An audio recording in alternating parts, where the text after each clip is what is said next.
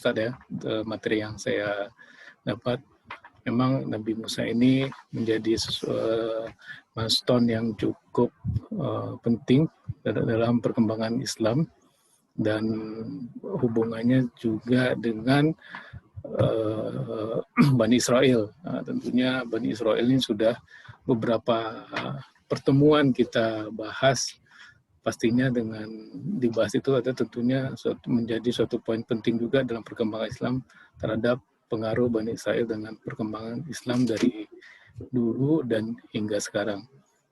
Baik, tanpa basa-basi lagi, silakan bagi Pak Ustadz Daniel. Tafadhol, Ustadz. Baik, terima kasih Pak Rizky. Assalamualaikum warahmatullahi wabarakatuh. Waalaikumsalam warahmatullahi wabarakatuh. Rasulillah. Asyhadu an la ilaha illallah wahdahu la syarikalah wa asyhadu anna Muhammadan abduhu wa rasuluh alladzi la nabiyya ba'dah amma ba'd. Alhamdulillah bisa kembali bermuajahah dengan teman-teman semuanya. Mudah-mudahan aktivitas kita dimudahkan, dilancarkan, diberkahi oleh Allah Azza wa Jalla. Khususnya mudah-mudahan nikmat iman dan Islam senantiasa kita dapatkan ila akhiril hayat nanti, karena hanya nikmat iman dan Islamlah yang mampu menjadi bekalan kita di yaumil akhir. Salawat dan salam semoga dilimpah curahkan kepada Nabiullah Muhammad sallallahu alaihi wasallam beserta para keluarga, sahabat dan segenap umat yang senantiasa itba kepadanya ila akhiril hayat nanti, mudah-mudahan termasuk kita di dalamnya. Hadirin ikhwati iman rahimakumullah, di pertemuan sebelumnya kita sampai pada distorsi Bani Israel ketika mereka menolak jihad. Jadi jihad sudah disyariatkan oleh Nabi Musa alaihi salam tentunya dengan perintah Allah Azza wa Jalla. Namun Bani Israel menolak jihad. Bahkan dengan sombongnya kata Bani Israel, idhaba anta wa rabbuka faqatila. Ente aja mah Tuhan ente sono pergi terus perang. Kemudian kami ya hahuna qaidun, kami ya duduk-duduk saja manis di sini sampai perang itu sudah selesai. Dan ini penolakan jihad yang didapati oleh umat Nabi Musa alaihi salam dalam kurung Bani Israel. Ketika Nabi Muhammad sallallahu alaihi wasallam mengajak jihad dalam kurung konteksnya perang Badar, maka Nabi Allah Muhammad menyampaikan kisah ini. Kata Nabi Muhammad sallallahu alaihi wasallam, aku diberikan umat yang umatnya tidak sama seperti umatnya Nabi Musa. Kalau umatnya Nabi Musa diajak perang, mundur semua. Tapi kalau umatku, kata Nabi Allah Muhammad, diajak perang, siap semua. Itu diantara kelebihan umat Muhammad sallallahu alaihi wasallam. Baik, Bapak Ibu yang Allah muliakan, setelah berada dalam penolakan terhadap jihad, maka Allah Azza wa Jalla mengutuk Bani Israel supaya mereka tidak boleh memasuki Yerusalem. Sekitar 40 tahun lamanya Bani Israel tidak bisa memasuki Yerusalem. Padahal tanah Yerusalem adalah tanah yang dijanjikan oleh Allah. Tapi gara-gara penolakan terhadap jihad, tidak mau berjuang bersama Nabi Musa alaihi salam, akhirnya Bani Israel dikutuk supaya mereka tidak bisa memasuki daerah Yerusalem sampai durasinya sekitar 40 tahun. Dan mau tidak mau Nabi Musa alaihi salam dan juga Nabi Harun alaihi salam dua-duanya pun harus mengalami nasib yang sama. Kenapa? Ya karena pimpinan mau tidak mau harus terlibat terus di dalamnya. Walaupun yang salah tentunya adalah Bani Israel secara umum, tetapi Nabi Musa dan juga Nabi Harun menanggung resiko dari kesalahan Bani Israel tersebut. Ini resiko pemimpin, saya rasa begitulah. Tidak ada rakyat yang salah ya tetap pemimpin. Walaupun jelas bukan Nabi Musa yang salah, tetapi Nabi Musa alaihissalam harus menanggung resiko atas kesalahan yang dilakukan oleh Bani Israel. Teman-teman yang Allah muliakan, ini ada beberapa item yang ingin saya sampaikan. Mudah-mudahan waktunya cukup ya. Yang pertama, terbebasnya Bani Israel dari kutukan Allah Azza wa Jalla. Nanti kisahnya seperti apa? Kok bisa kemudian Bani Israel memasuki Yerusalem setelah 40 tahun diusir atau 40 tahun tidak punya tempat tinggal, dikutuk oleh Allah Azza wa Jalla. Yang kedua, peristiwa perlawanan yang dilakukan oleh Bani Israel melawan penduduk Yerusalem. Jadi Bani Israel tidak ada di Yerusalem, Yerusalem diisi sama orang lain. Dan nanti antara Bani Israel dengan penghuni Yerusalem yang baru itu perang. Nanti bagaimana perangnya kita bahas. Kemudian dari Nabi Yusa bin Nun, nanti siapakah Yusa bin Nun saya sudah jelaskan, itu sampai ke Nabi Daud alaihissalam itu ada beberapa nabi. Antara Yusa bin Nun sampai ke Nabi Daud itu ada beberapa nabi. Untuk menyambungkan nanti antara Yusa bin Nun sampai ke Daud.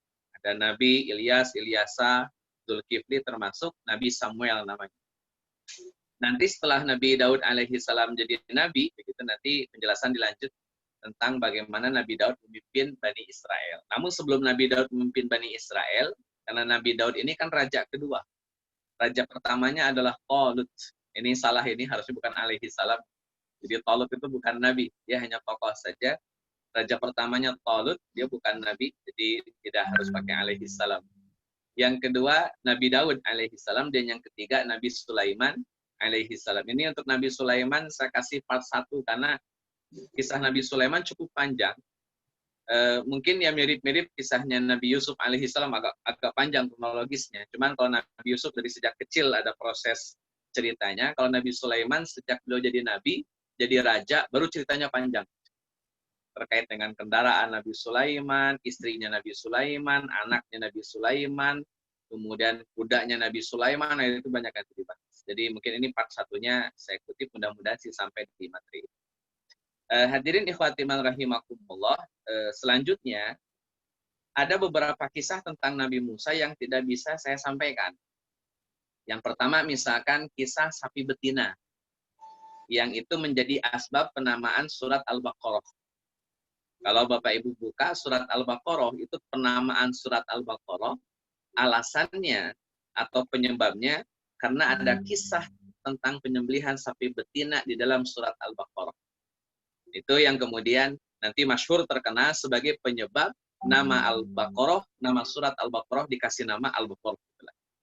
Nah, hadirin ikhwati man rahimakumullah, ini pun tidak saya jelaskan secara detail. Saya rasa nanti bisa Bapak Ibu buka karena saya ingin ambil benang merahnya dalam sejarah itu. Jadi ada benang merah yang saya tarik supaya sejarah ini kronologis dulu. Sejarah ini kronologis dulu disampaikan. Nanti perintilan-perintilan yang memang menghiasi dalam kajian sirah ini atau tambahan-tambahan dalam kajian sirah ini mungkin bisa ditambahkan di lain kesempatan. Kisah-kisah yang sifatnya itu parsial gitu. Kenapa memang tujuan saya menghadirkan sirah adalah untuk melacak kronologis kisahnya sampai nanti pada distorsi paling besar bagi bangsa Yahudi dan distorsi paling besar bagi agamanya Nabi Isa alaihissalam atau agama Islamnya versi Nabi Isa alaihissalam. Itu kata kuncinya ke situ. Jadi kayak kisah-kisah Nabi Musa dengan sapi betina, saya tunda penyampaiannya.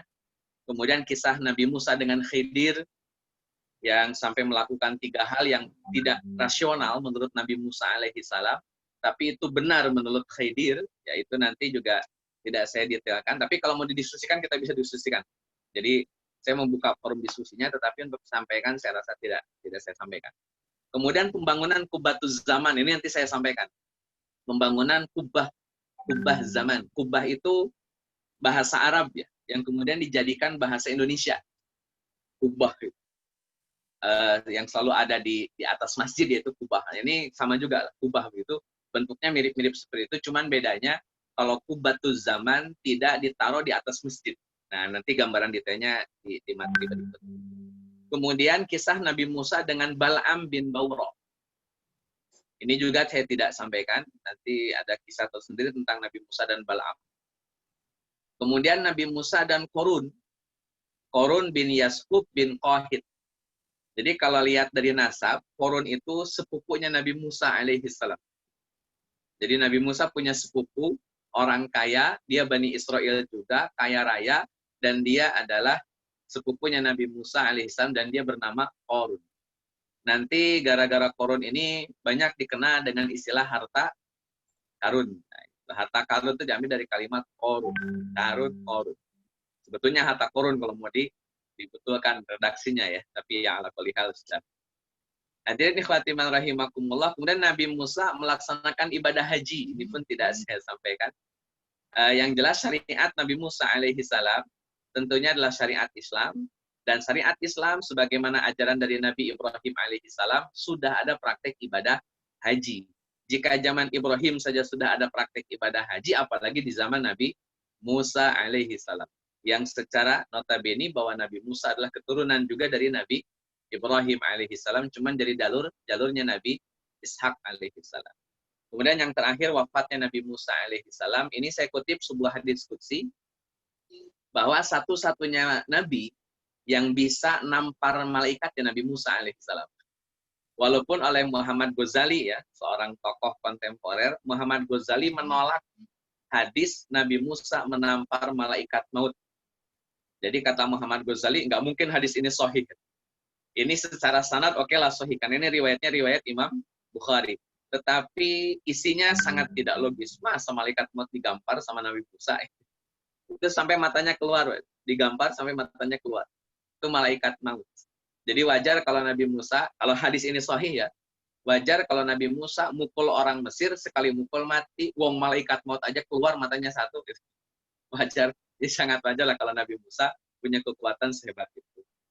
Kalau hadisnya sahih, karena secara sanad hadisnya memang sahih secara sanad, walaupun secara matan mungkin ada ya perdebatan lah di kalangan para ulama. Allah a'lam. Hadirin ikhwati man rahimakumullah, saya mulai bagaimana ceritanya Bani Israel bisa memasuki kota Yerusalem. Padahal sudah dikutuk selama 40 tahun. Singkat cerita begini, Pak. Nabi Musa alaihi salam sudah wafat. Singkat cerita nanti Nabi Musa sudah wafat. Ini kisah wafatnya mungkin juga saya tidak bisa jelaskan lebih detail, tapi intinya Nabi Musa setelah didatangin malaikat maut, kemudian digampar malaikat mautnya, malaikat maut kembali kepada Allah Azza wa Jalla, kemudian kata Allah bahwa segenggam tanah ini dan kembalilah kepada Musa, pasti Musa akan menerima kalau dia memang sudah dekat ajalnya. Maka setelah kedatangan malaikat maut yang kedua, Nabi Musa siap untuk meninggal. Nanti rata-rata cerita para nabi kalau meninggal beda-beda, Pak. Itu beda-beda. Nanti ceritanya beda-beda. Nanti Nabi Daud, Nabi Sulaiman juga beda-beda. Jadi kita bahas ya setelah di akhir. Nah, hadirin ikhwati man rahimakumullah. Jadi ketika sudah 40 tahun terasing di sebuah lembah namanya Lembah Tih atau daerah gurun Tih namanya. Nabi Musa meninggal, Nabi Harun alaihi salam meninggal. Dalam riwayat lebih dulu Nabi Harun meninggal ketimbang Nabi Musa alaihi salam. Allahu a'lam. Ketika sudah meninggal dua orang ini, maka yang menjadi nabi setelah Nabi Musa dan Nabi Harun, yang jadi nabi bagi Bani Israel adalah Nabi Yusa bin Nun. Yusa bin Nun ini keturunan dari Nabi Yusuf alaihi salam. Jadi kalau Nabi Musa dari Levi atau Lewi, yang nanti putra dari Nabi Yakub alaihi salam bernama Levi atau Lewi, itulah yang jadi nenek moyang Nabi Musa alaihi salam. Nah, kalau Yusa bin Nun itu mentoknya ketemu dengan Nabi Yusuf alaihi salam. Allahu a'lam dari istri yang mana, apakah dari istri Zulaikha atau dari istri yang lain, Allahu a'lam. Yang jelas Yusa bin Nun lah yang kemudian menjadi nabi setelah Nabi Musa dan juga Nabi Harun, dan beliau adalah keturunan dari Nabi Yusuf alaihi salam. Termasuk juga Bapak Ibu yang Allah muliakan, Nabi Yusa bin Nun ini atau Yosua, dalam bahasa Bible itu Yosua mungkin ya, itu diambil dari kalimat Yusa bin Nun. Yusa ini menemani Nabi Musa alaihi salam ketika bertemu dengan Khidir. Kan Nabi Musa ditemenin sama laki-laki, nah laki-laki yang nemenin Nabi Musa itu namanya Yusa bin Nun. Orang yang sama yang nemenin Nabi Musa alaihi salam ketemu dengan Nabi Khidir, itu Yusa bin Nun. Atau dalam bahasa Bible Yosua.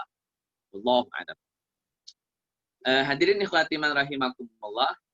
Dari Yusa bin Nun, setelah beliau memimpin Bani Israel, kemudian beliau berdoa kepada Allah Azza wa Jalla supaya diizinkan untuk memasuki kota Yerusalem, maka akhirnya Yusa bin Nun membawa Bani Israel yang 12 suku ke Yerusalem. Dibawa ke Yerusalem. Tetapi ada syaratnya yang memang harus dilakukan oleh Bani Israel. Ada syaratnya. Di antara syaratnya adalah harus melakukan peperangan dengan penduduk yang sudah menempati Yerusalem setelah Bani Israel meninggalkan Yerusalem. Jadi Yerusalem tadinya dihuni oleh Bani Israel. Di zaman Nabi Yusuf ditinggalkan Yerusalem ini oleh Bani Israel karena Bani Israel pindah ke Mesir. Maka selama Bani Israel tinggal di Mesir, Yerusalem kosong.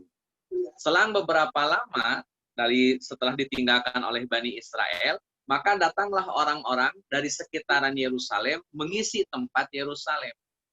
Jadi ya kalau kosong ya jadinya milik siapa saja yang punya punya kesempatan datang lebih dulu ke tempat itu. Maka dia yang punya otoritas untuk memiliki tanah tersebut. Maka nanti ada 12 suku yang menempati Yerusalem setelah ditinggalkan oleh Bani Israel ke Mesir. Ada sekitar 12 suku. Nah, 12 suku inilah yang harus diperangi oleh orang-orang Bani Israel bersama Yusha bin Nun. Kalau Bani Israel mau maju bersama Yusha bin Nun, berarti kutukan itu dicabut oleh Allah Azza wa Jalla dan Bani Israel bisa menempati kota Yerusalem. Itu ketentuan. Nah, hadirin ikhwati man rahimakumullah, akhirnya Yusha bin Nun membuat 11 pasukan. Ini kalau yang angkanya 12 itu mirip-mirip kayak The King Arthur ya. Raja Arthur itu juga sama diapit oleh 12 pasukan, 12 pengawal dan mereka setia semua kepada King Arthur. Ini masih mirip-mirip lagi saya. Nah, hadirin ikhwati man rahimakumullah, Nabi Yusha bin Nun itu membuat 11 pasukan dari masing-masing keturunan Nabi Yakub alaihissalam atau yang kemudian sudah menjadi masing-masing suku. Misalkan suku Ruben itu sampai 46.500 personil dari klan Ruben. Dari klan Zebulon itu 31.200. Di situ ada yang dalam kurung itu pemimpin kabilahnya. Yang dikurung itu pemimpin kabilah. Kemudian dari Yehuda ada 74.600. Kalau Bapak Ibu cek ini, dari sekian keturunan Nabi Yakub atau dari 11 suku ini, yang paling banyak personil ya sukunya Yehuda. Itu sampai 74.600 dibanding yang lainnya. Yang lain ada yang 31, ada yang 46, 59, 35, itu 62 suku dan itu 62.000. Nah, suku Yehuda itu sampai 74.600. Ini menandakan memang suku Yehuda paling dominan, paling banyak. Ya kemarin juga saya sampaikan, dan mereka punya kelebihan pinter-pinter. Sudah pinter-pinter, rata-rata kaya-kaya. Pinter kaya. Dan rata-rata kalau sudah pinter, sudah kaya, itu akhirnya menguasai pos-pos penting di sekitar kabilah Bani Israel. Jadi nanti pemimpinnya Yehuda rata-rata. Rata-rata Yehuda. Yusha bin Nun ini dari klan Nabi Yusuf alaihissalam. Saat itu beliau menjadi nabi. 11 pasukan ini tidak ada rajanya. Ini hanya 11 pasukan dengan dipimpin oleh seorang nabi yang bernama Yusha bin Nun. Tidak ada raja, tidak ada orang yang kemudian diyakini sebagai raja di masa-masa ini. Hadirin ikhwati man rahimakumullah, silakan dibaca saja ini. Datanya saya ambil dari kitab Qasasul Anbiya yang ditulis oleh Al-Imam Ibnu Katsir rahimahullah ta'ala. Nanti bisa dikonfirmasi di kitab tersebut.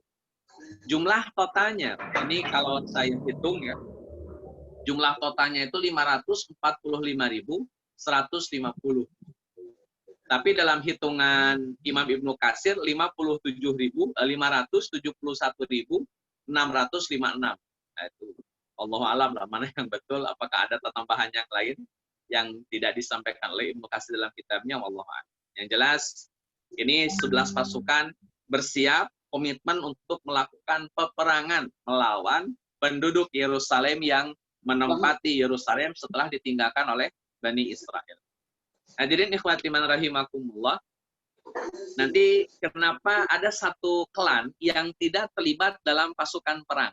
Ini kan Ruben dapat jatah Zebulon, Simon, Yehuda, Isahor, Asher, dan Naftali, Benyamin, Yusuf. Itu masing-masing punya pasukan perang. Ada satu klan, satu kabilah dari Bani Israel yang tidak dijadikan sebagai pasukan tempur. Yakni kabilah klan Levi atau Lewi. Kabilahnya Nabi Musa alaihissalam. Karena rata-rata, dari dulu ini rata-rata, tapi bukan berarti semuanya ya. Rata-rata klan Levi ini orangnya soleh-soleh, Pak, alim-alim gitulah. Makanya kan Nabi Musa ketika menghukum penyembah anak sapi yang 3.000 orang itu, eksekutornya diambil dari kelompok Levi, bukan dari kelompok yang lain. Kenapa? Karena mengambil kelompok yang paling soleh di antara Bani Israel yang ada. Dan rata-rata yang paling soleh ada dari kelompok Levi. Maka kelompok Levi lah yang menjadi eksekutor para penyembah anak sapi yang 3.000 orang. Walaupun pada akhirnya yang 70 orang ini, kelompok Levi, minta ampun juga kepada Allah Azza wa Jalla di Gunung Munajat bersama Nabi Musa alaihi salam. Nah, hadirin ikhwati man rahimakumullah, kenapa bangsa Levi tidak jadi pasukan perang? Karena bangsa Levi rata-rata orangnya soleh-soleh, jiwa kesolehannya lebih tinggi daripada jiwa perangnya. Bukan tidak mau perang, tapi memang kecenderungan jiwa kesolehannya lebih tinggi dibanding yang lain. Maka bangsa Levi tidak dianjurkan bikin pasukan perang.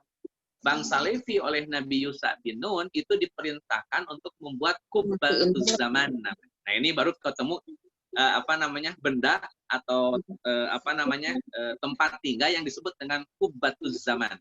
Kubah itu kubah, zaman itu waktu. Jadi kayak penutup waktu begitulah. Kubbatuz zaman dijelaskan, ini saya juga kutip dalam kitab Fususul Anbiya. Kubbatuz zaman adalah sebuah kubah yang terbuat dari pohon cemara.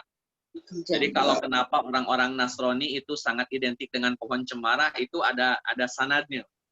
Karena Nabi Musa alaihi salam atau Nabi Yusha bin Nun juga memang sangat dekat dengan pohon cemara. Ini makanya kubbatuz zamannya dibuat dari pohon cemara.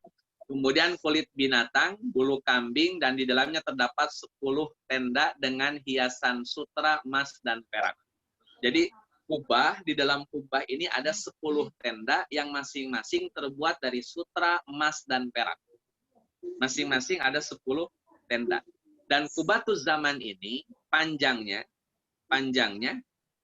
itu 28 hasta kali 10 itu panjangnya.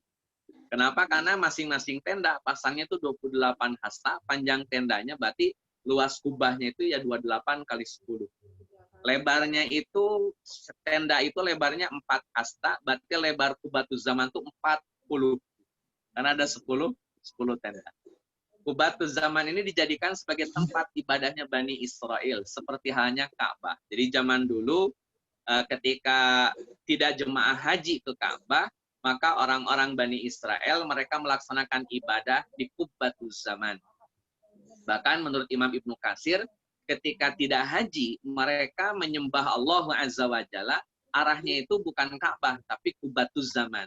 Menurut Imam Ibnu Katsir. Allahu a'lam detailnya, tapi menurut Imam Ibnu Katsir, orang-orang Bani Israel ketika beribadah, ketika punya kubbatuz zaman, mereka tidak menghadap Ka'bah, tapi menghadap kubbatuz zaman. Kalau tidak haji, kalau sedang haji ya ke Ka'bah yang ada di Mekah. Allahu a'lam. Nah, hadirin ikhwati man rahimakumullah, itu kubbatuz zaman. Yang kedua, orang-orang Levi juga diperintahkan untuk membuat peti. Peti ini dikenal dengan istilah tabut. Ini ada di surat Al-Baqarah ayat 248. Al-Baqarah ayat 248 isinya tentang tabut. Jadi sebuah peti yang selalu dibawa-bawa oleh Bani Israel, terutama oleh bangsa Levi. Nah, ini ilustrasinya, Pak. Ini. Dan ini dijual kecil-kecil ya. Ini. Kalau ada yang mau beli, boleh, Pak. Jadi dijual kecil-kecil oleh teman-teman kita dari agama Nasrani, agama Kristen, ini dijual. Dan apakah bentuknya aslinya seperti ini? Wallahu a'lam. Yang jelas, pemaparan dari Bible, pemaparan dari Ibnu Katsir, bahwa peti ini panjangnya 2,5 meter, lebarnya 2 meter, tingginya, bukan meter, hasta, 2,5 hasta, lebarnya 2 hasta, tingginya 1,5 hasta. Ini dideskripsikan oleh Imam Ibnu Katsir. Apakah ilustrasinya seperti ini? Wallahu a'lam, ya, itu memastikannya Wallahu a'lam. Tapi ilustrasi secara tertulisnya kurang lebih begitu. 2,5 hasta panjangnya, 2 hasta lebarnya, dan 1,5 tinggi petinya. Peti ini ada 4 pegangan, dan semuanya terbuat dari emas. Bahkan dalam riwayat Imam Ibnu Katsir itu bagian atasnya dilapisi emas, bagian dalamnya pun dilapisi emas. Jadi memang full emas. Dan ada 2 sayap yang saling berhadap-hadapan. Ini apakah seperti gambar ini sayapnya Allah? Dan ini tabut ini, Bapak Ibu Allah muliakan, menjadi tempat bagi lauh-lauh yang telah didapatkan oleh Nabi Musa alaihi salam. Jadi mungkin kalau bahasa kita tempatnya Quran gitulah. Cuman kan Quran di kita kan nggak ada tempat khusus Pak. Jadi ya biasa saja. Kalau tabut itu menjadi tempat khusus bagi penyimpanan Taurat atau lauh-lauh yang dibawa oleh Nabi Musa alaihi salam. Ini nanti ada kisah menarik nih tentang tabut, tapi nanti saya bahas ketika Bani Israel memasuki kota Yerusalem. Detail memasuki kota Yerusalem. Nah, hadirin ikhwati rahimakumullah, ini juga dibangun oleh orang-orang Levi, Pak. Jadi suku Levi itu memang konsisten soleh begitu, sehingga bangun Qubatuz Zaman, menjaga Qubatuz Zaman, tugasnya Levi. Urusan perang 11 pasukan, 11 suku sudah jalan, Levi cukup ngurusin yang soleh-soleh saja, yang aktivitas ubudiyah saja. Urusan ubudiyah itu orang-orang Levi yang ngurusin, termasuk masalah tabut, termasuk masalah Qubatuz Zaman. Itu nanti bisa dibuka di surat Al-Baqarah ayat 248 yang berkaitan dengan tabut atau tempat penyimpanan lauh-lauh yang dibawa oleh Nabi Musa alaihissalam. Hadirin ikhwati man rahimakumullah, sudah strateginya sudah jelas Pak nih. Qubatuz Zaman ada di tengah. Kemudian bangsa Levi menjaga Qubatuz Zaman, maka 11 suku itu berada di sekitar Qubatuz Zaman.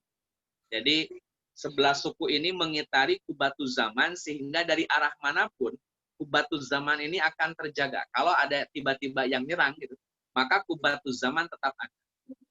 Jadi ini dalam riwayat Imam Ibnu Katsir, Qubatuz Zaman itu dipindahkan. Jadi setiap ada daerah yang dituju, pindah, dijaga keliling. Sampai nanti geser lagi, pindah lagi, dijaga lagi keliling. Pokoknya betul-betul dijaga seperti hanya lingkaran Ka'bah dijaga.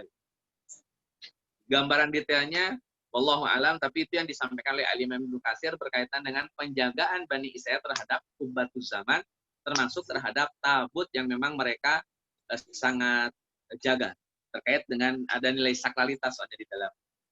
Nah, hadirin ikhwati man rahimakumullah, akhirnya pasukan Yusha bin Nun sudah bersiap menuju Yerusalem.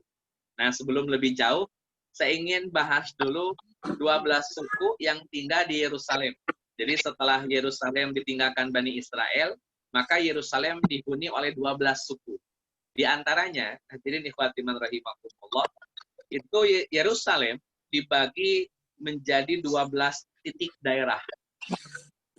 Di situ dihuni oleh 12 suku. Di antara suku-suku yang menghuni di Yerusalem, di antaranya suku Kan'an.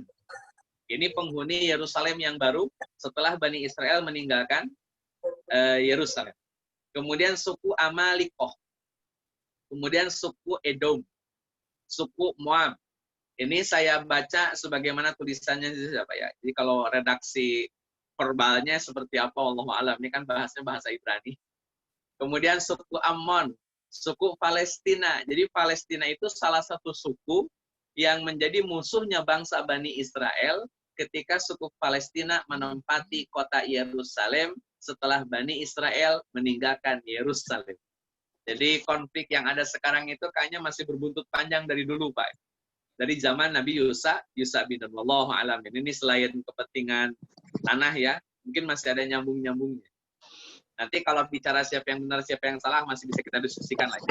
Yang jelas suku Palestina menempati Yerusalem dan akhirnya nanti diserang oleh Bani Israel. Kemudian selain suku Palestina, yang ketujuh ada suku Yebus, kemudian suku Feris, kemudian suku Hewi atau Hawi, kemudian suku Amori, kemudian suku Girgas, sampai ke suku Hittis. Itu di antara 12 suku yang menempati kota Yerusalem setelah Bani Israel meninggalkan Yerusalem. Dari mulai Kan'an, Amalikoh, Edom, Moab, kemudian Ammon, Palestina, Yebus, Feris, kemudian Hewi, Amori, Girgasi, dan Hittis. 12 suku ini menguasai Yerusalem setelah ditinggalkan oleh Bani Israel. Termasuk, Bapak Ibu Allah muliakan, 12 suku inilah yang harus dilawan oleh orang-orang Bani Israel yang dulu oleh Nabi Musa diajak perang tapi kagak mau. Nah, di zaman Yusha bin Nun akhirnya mereka mau perang. Mereka mau jihad untuk merebut tanah yang dijanjikan oleh Allah Azza wa Jalla, yakni tanah Yerusalem yang sudah dihuni oleh 12 suku non-Bani Israel. Hadirin ikhwati man rahimakumullah, maka dimulailah gerakan penyerangan yang dilakukan oleh Yusha bin Nun. Hadirin ikhwati man rahimakumullah, Bani Israel mengambil hak mereka untuk mengambil tanah yang dijanjikan. Dan ini memang sudah Allah janjikan untuk Bani Israel, dan sesuai kesepakatan selama Bani Israel memenuhi janjinya, maka Allah akan memenuhi janji. Makanya kan nanti kan kadang-kadang yang salah, bukan kadang-kadang ya, kebanyakan atau mayoritas atau seluruhnya lah barangkali. Seluruh perjanjian dengan Allah Azza wa Jalla, maka kesalahan akan ada di manusianya. Karena manusianya nggak sabar dan akhirnya memutuskan perjanjian dengan Allah Azza wa Jalla. Dalam bahasa Al-Baqarah itu, alladzina yanquduna ahdallahi min ba'di mitsaqih. Orang-orang itu banyak yang memutuskan perjanjian dengan Allah setelah perjanjian itu kuat. Itu rata-rata. Secara umum begitu manusia. Kalau sudah janji sama Allah, mereka ingkar. Nah ini Bani Israel punya tanah yang dijanjikan selama mereka komitmen dengan janji mereka. Yang waktu itu di bawah bukit Tursina. Kalau benar janji mereka tunaikan, maka jatah tanah yang dijanjikan akan benar Allah berikan. Tinggal mau benar nggak Bani Israelnya. Nah hadirin ikhwati man rahimakumullah, akhirnya Yusha bin Nun dengan 12 suku itu melakukan penyerangan. Yusha bin Nun akhirnya menyerang Yordania, melewati sungai Urdun. Dan Yordania saat itu masih masuk daerah Syam atau masih sekitaran Yerusalem. Kemudian Nabi Yusha bin Nun itu mengepung daerah yang bernama Ariha. Ariha ini daerah perbatasan Yerusalem. Di daerah ini banyak benteng-benteng yang kokoh dan penduduknya memang banyak luar biasa. Dan oleh Nabi Yusha bin Nun, kota Ariha ini dengan bentengnya, dengan penduduknya ditaklukkan. Dikepung selama 6 bulan, akhirnya takluk kepada Nabi Yusha bin Nun. Selama 6 bulan dikepung. Baru kemudian negeri Ariha atau kota Ariha menyerah. Itu yang pertama. Sampai akhirnya saya singkat penjelasannya. Sampai akhirnya Nabi Yusha bin Nun mampu menghancurkan seluruh raja-raja yang ada di Yerusalem. Yang tadi 12 suku itu masing-masing jadi raja-raja kecil, di total ada sekitar 31-an raja. Jadi ada 31-an raja, itu menurut Al-Imam Ibnu Katsir rahimahullahu ta'ala, 31 raja ini semuanya habis disikat oleh Yusha bin Nun. Luar biasa. Jadi memang setelah 40 tahun mungkin generasi Nabi Musa yang bandel-bandel udah nggak ada, maka giliran orang-orang muda yang komitmen untuk berjuang, akhirnya di zaman Yusha bin Nun, orang-orang ini mampu menaklukkan 31 raja-raja Syam. Itu diabadikan dalam kitab Imam Ibnu Katsir rahimahullahu ta'ala. Jadi yang 12 suku, ada 31 raja, semuanya ditaklukkan oleh Nabi Yusha bin Nun bersama Bani Israel. Sejak saat itulah, Bapak Ibu Allah muliakan, kota Yerusalem itu menjadi milik Bani Israel kembali. Menjadi milik Bani Israel kembali setelah dikalahkannya 12 suku yang menempati Yerusalem setelah ditinggalkan Bani Israel. Ini jelas menjadi kebahagiaan tersendiri bagi kalangan Bani Israel. Nah, hadirin ikhwati man rahimakumullah, ini baru. Ini rumus ya, saya rasa memang orang Yahudi ini atau Bani Israel ini memang kalau nggak diomongin memang banyak omongnya. Mereka tuh Masya Allah ya. Ketika Bani Israel sudah menang melawan 12 suku yang tinggal di Yerusalem, Bani Israel sudah menang, tinggal memasuki kota Yerusalem saja, udah tinggal masuk begitu. Maka kata Nabi Yusha bin Nun kepada orang-orang Bani Israel, kata Nabi Yusha bin Nun, kalau ingin masuk ke Yerusalem, satu, ini berdasarkan perintah Allah Azza wa Jalla, yang pertama, harus masuk dalam keadaan sambil membungkuk. Jadi cara masuknya harus membungkuk. Kalau naik kuda, boleh naik kuda, tapi harus membungkuk. Sampai pelana kuda dengan kepala kita itu hampir nempel. Hampir nempel. Kalau mau memasuki kota Yerusalem. Itu cara yang pertama. Yang kedua, setelah masuk ketika masuk harus mengucapkan kalimat hittotun. Jadi kelompok Bani Israel yang 12 suku plus Nabi Yusha bin Nun, Levi ya di dalamnya yang bawa kubatuz zaman dan juga bawa tabut, itu mereka harus masuk ke kota Yerusalem dalam keadaan membungkuk, kemudian sambil mengucapkan kalimat hittotun. Kalimat hittotun itu artinya ampunilah kami. Ampunilah kami ya, mirip-mirip dengan istighfar lah. Jadi harus istighfar dan harus membungkukkan badan ketika memasuki kota Yerusalem sebagai pemukamatan. Ini syaratnya. Syaratnya. Dan kalau sudah masuk dengan istighfar, kemudian sambil membungkuk, maka Allah Azza wa Jalla menegaskan, silahkan makan di kota Yerusalem, makan apa saja, minum apa saja, bahkan tinggal di bumi mana saja, di pelosok daerah mana saja, selama itu masih area Yerusalem, maka bebas bagi Bani Israel. Sebebas-bebas. Karena sudah menang, yang 12 suku sudah kalah, maka Yerusalem, Bani Israel silakan masuk ke Yerusalem dan menikmati apa yang ada di Yerusalem. Tapi syaratnya harus istighfar dan membungkukkan badan. Nah, hadirin ikhwati iman rahimakumullah, ini rumus, Pak. Bani Israel baru diselamatkan dari kejaran Fir'aun, langsung minta Tuhan. Ya Musa ja'al lana ilahan kamalahum alihah. Wahai Musa, jadikanlah bagi kami Tuhan sebagaimana mereka punya Tuhan. Ini kan baru diselamatin udah minta Tuhan baru. Nah, ketika mau masuk ke Yerusalem, Pak, alih-alih mereka istighfar, alih-alih mereka membungkukkan badan, yang ada mereka melakukan penghinaan terhadap perintah Allah Azza wa Jalla. Masya Allah. Perintah Allah saja Pak dihina, itu diperolok-olok. Orang-orang Bani Israel yang zalim, yang nakal, itu yang bandel, mereka nggak mau bilang hittotun, Pak. Mereka bilangnya habbatun. Habbatun itu artinya biji-bijian kayak gandum, itu habbatun.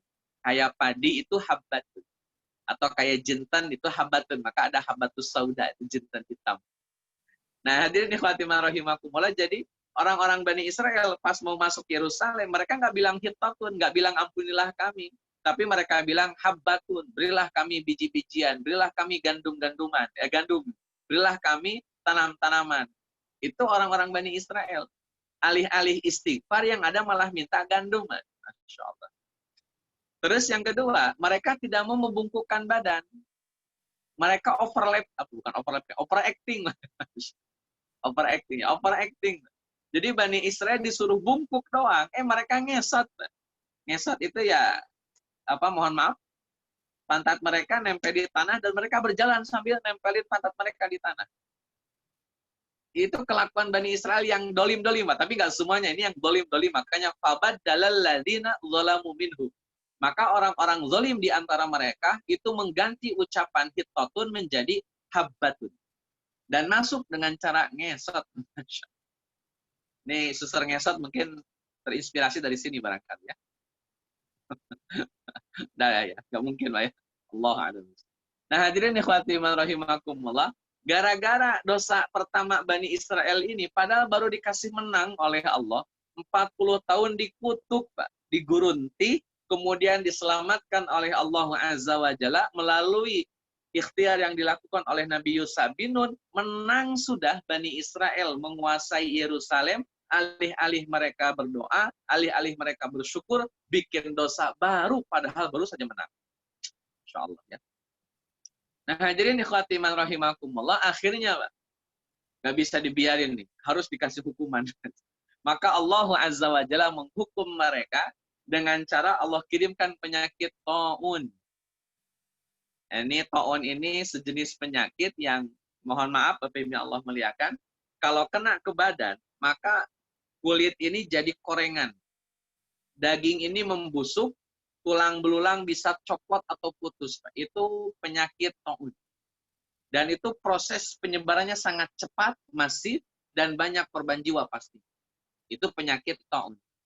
Jadi dalam bahasa Arab ada istilah wabah. Wabah itu bahasa Arab. Wabah itu yang diambil menjadi bahasa Indonesia, jadi wabah. Itu tadinya bahasa Arab, wabah. Wabah itu artinya penyakit yang sifatnya masif dan total. Dan menyeluruh gitu, luas ruang lingkupnya luas, itu wabah. Penyakitnya apapun, bebas-bebas saja.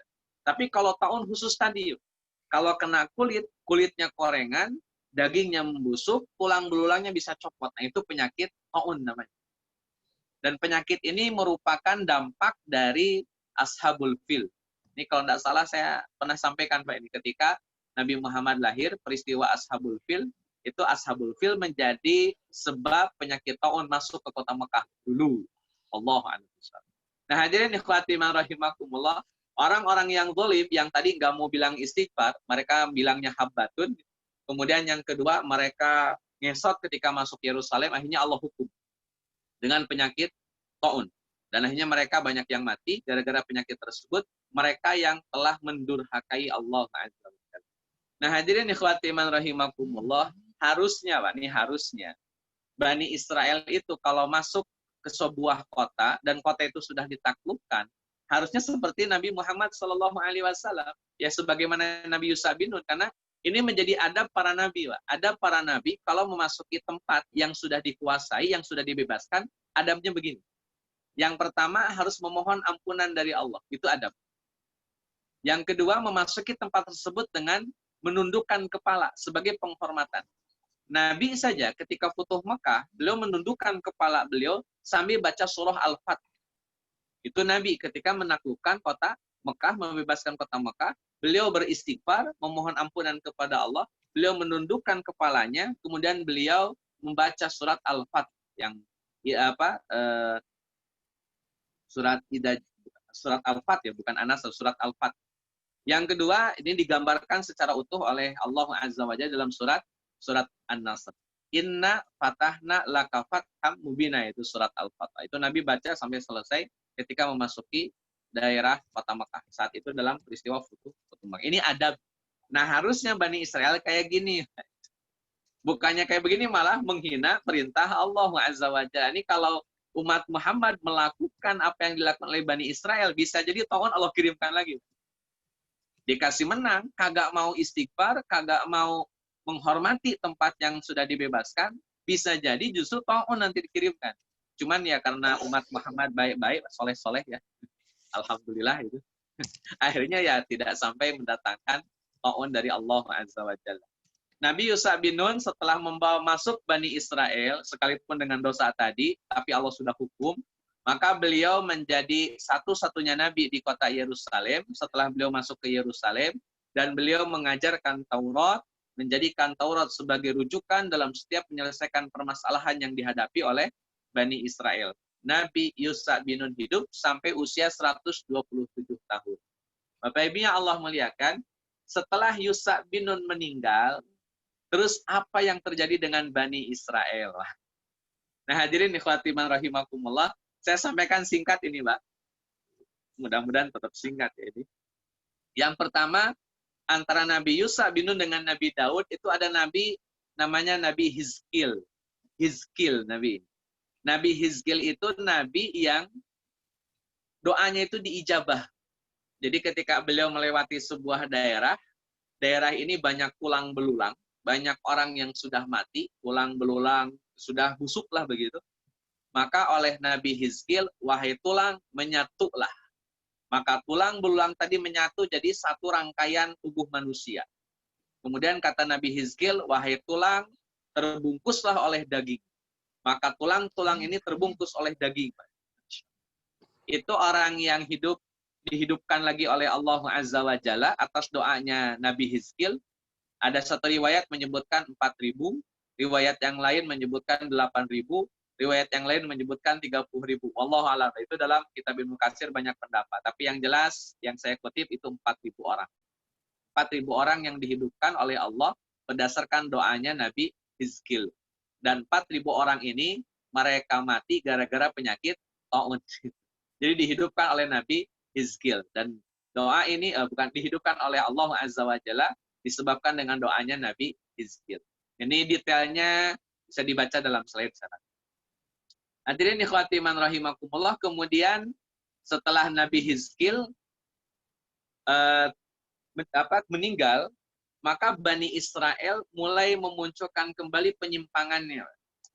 memunculkan kembali penyimpangan. Ini penyimpangan-penyimpangan yang dilakukan oleh Bani Israel.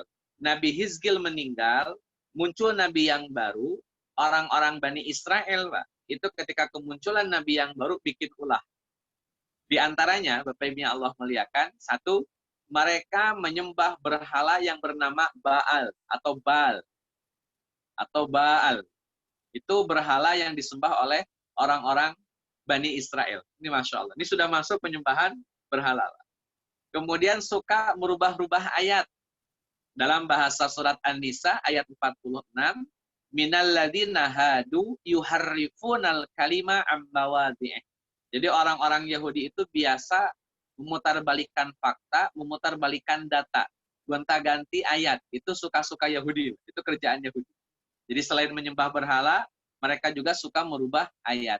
Yang ketiga, Bapak Ibu yang Allah muliakan, orang-orang Bani Israel ini, terutama Yahudinya, suka membunuh para nabi. Suka membunuh para nabi. Bahkan kata Imam Ibnu Qayyim Al-Jauziyah dalam kitab Hidayatul Hayara, itu Bani Israel bisa membunuh sehari itu 70 nabi. Ini benar-benar. Jadi apa namanya? Orang Bani Israel, Pak, tahu kalau bunuh nabi itu dosa. Mereka tahu itu.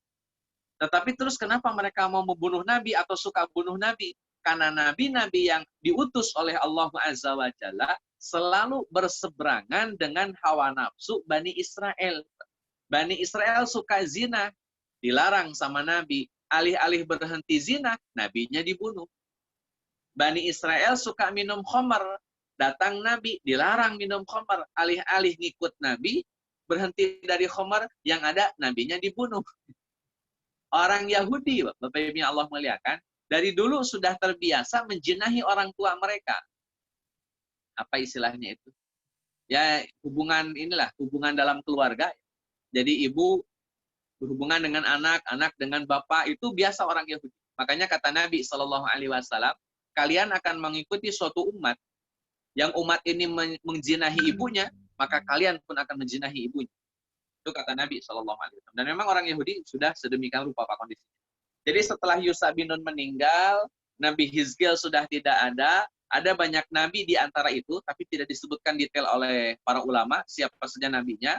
Itu Bani Israel sudah mulai Pak penyimpangannya. Nyembah berhala, ya kembali kepada siklus yang sering saya sampaikan.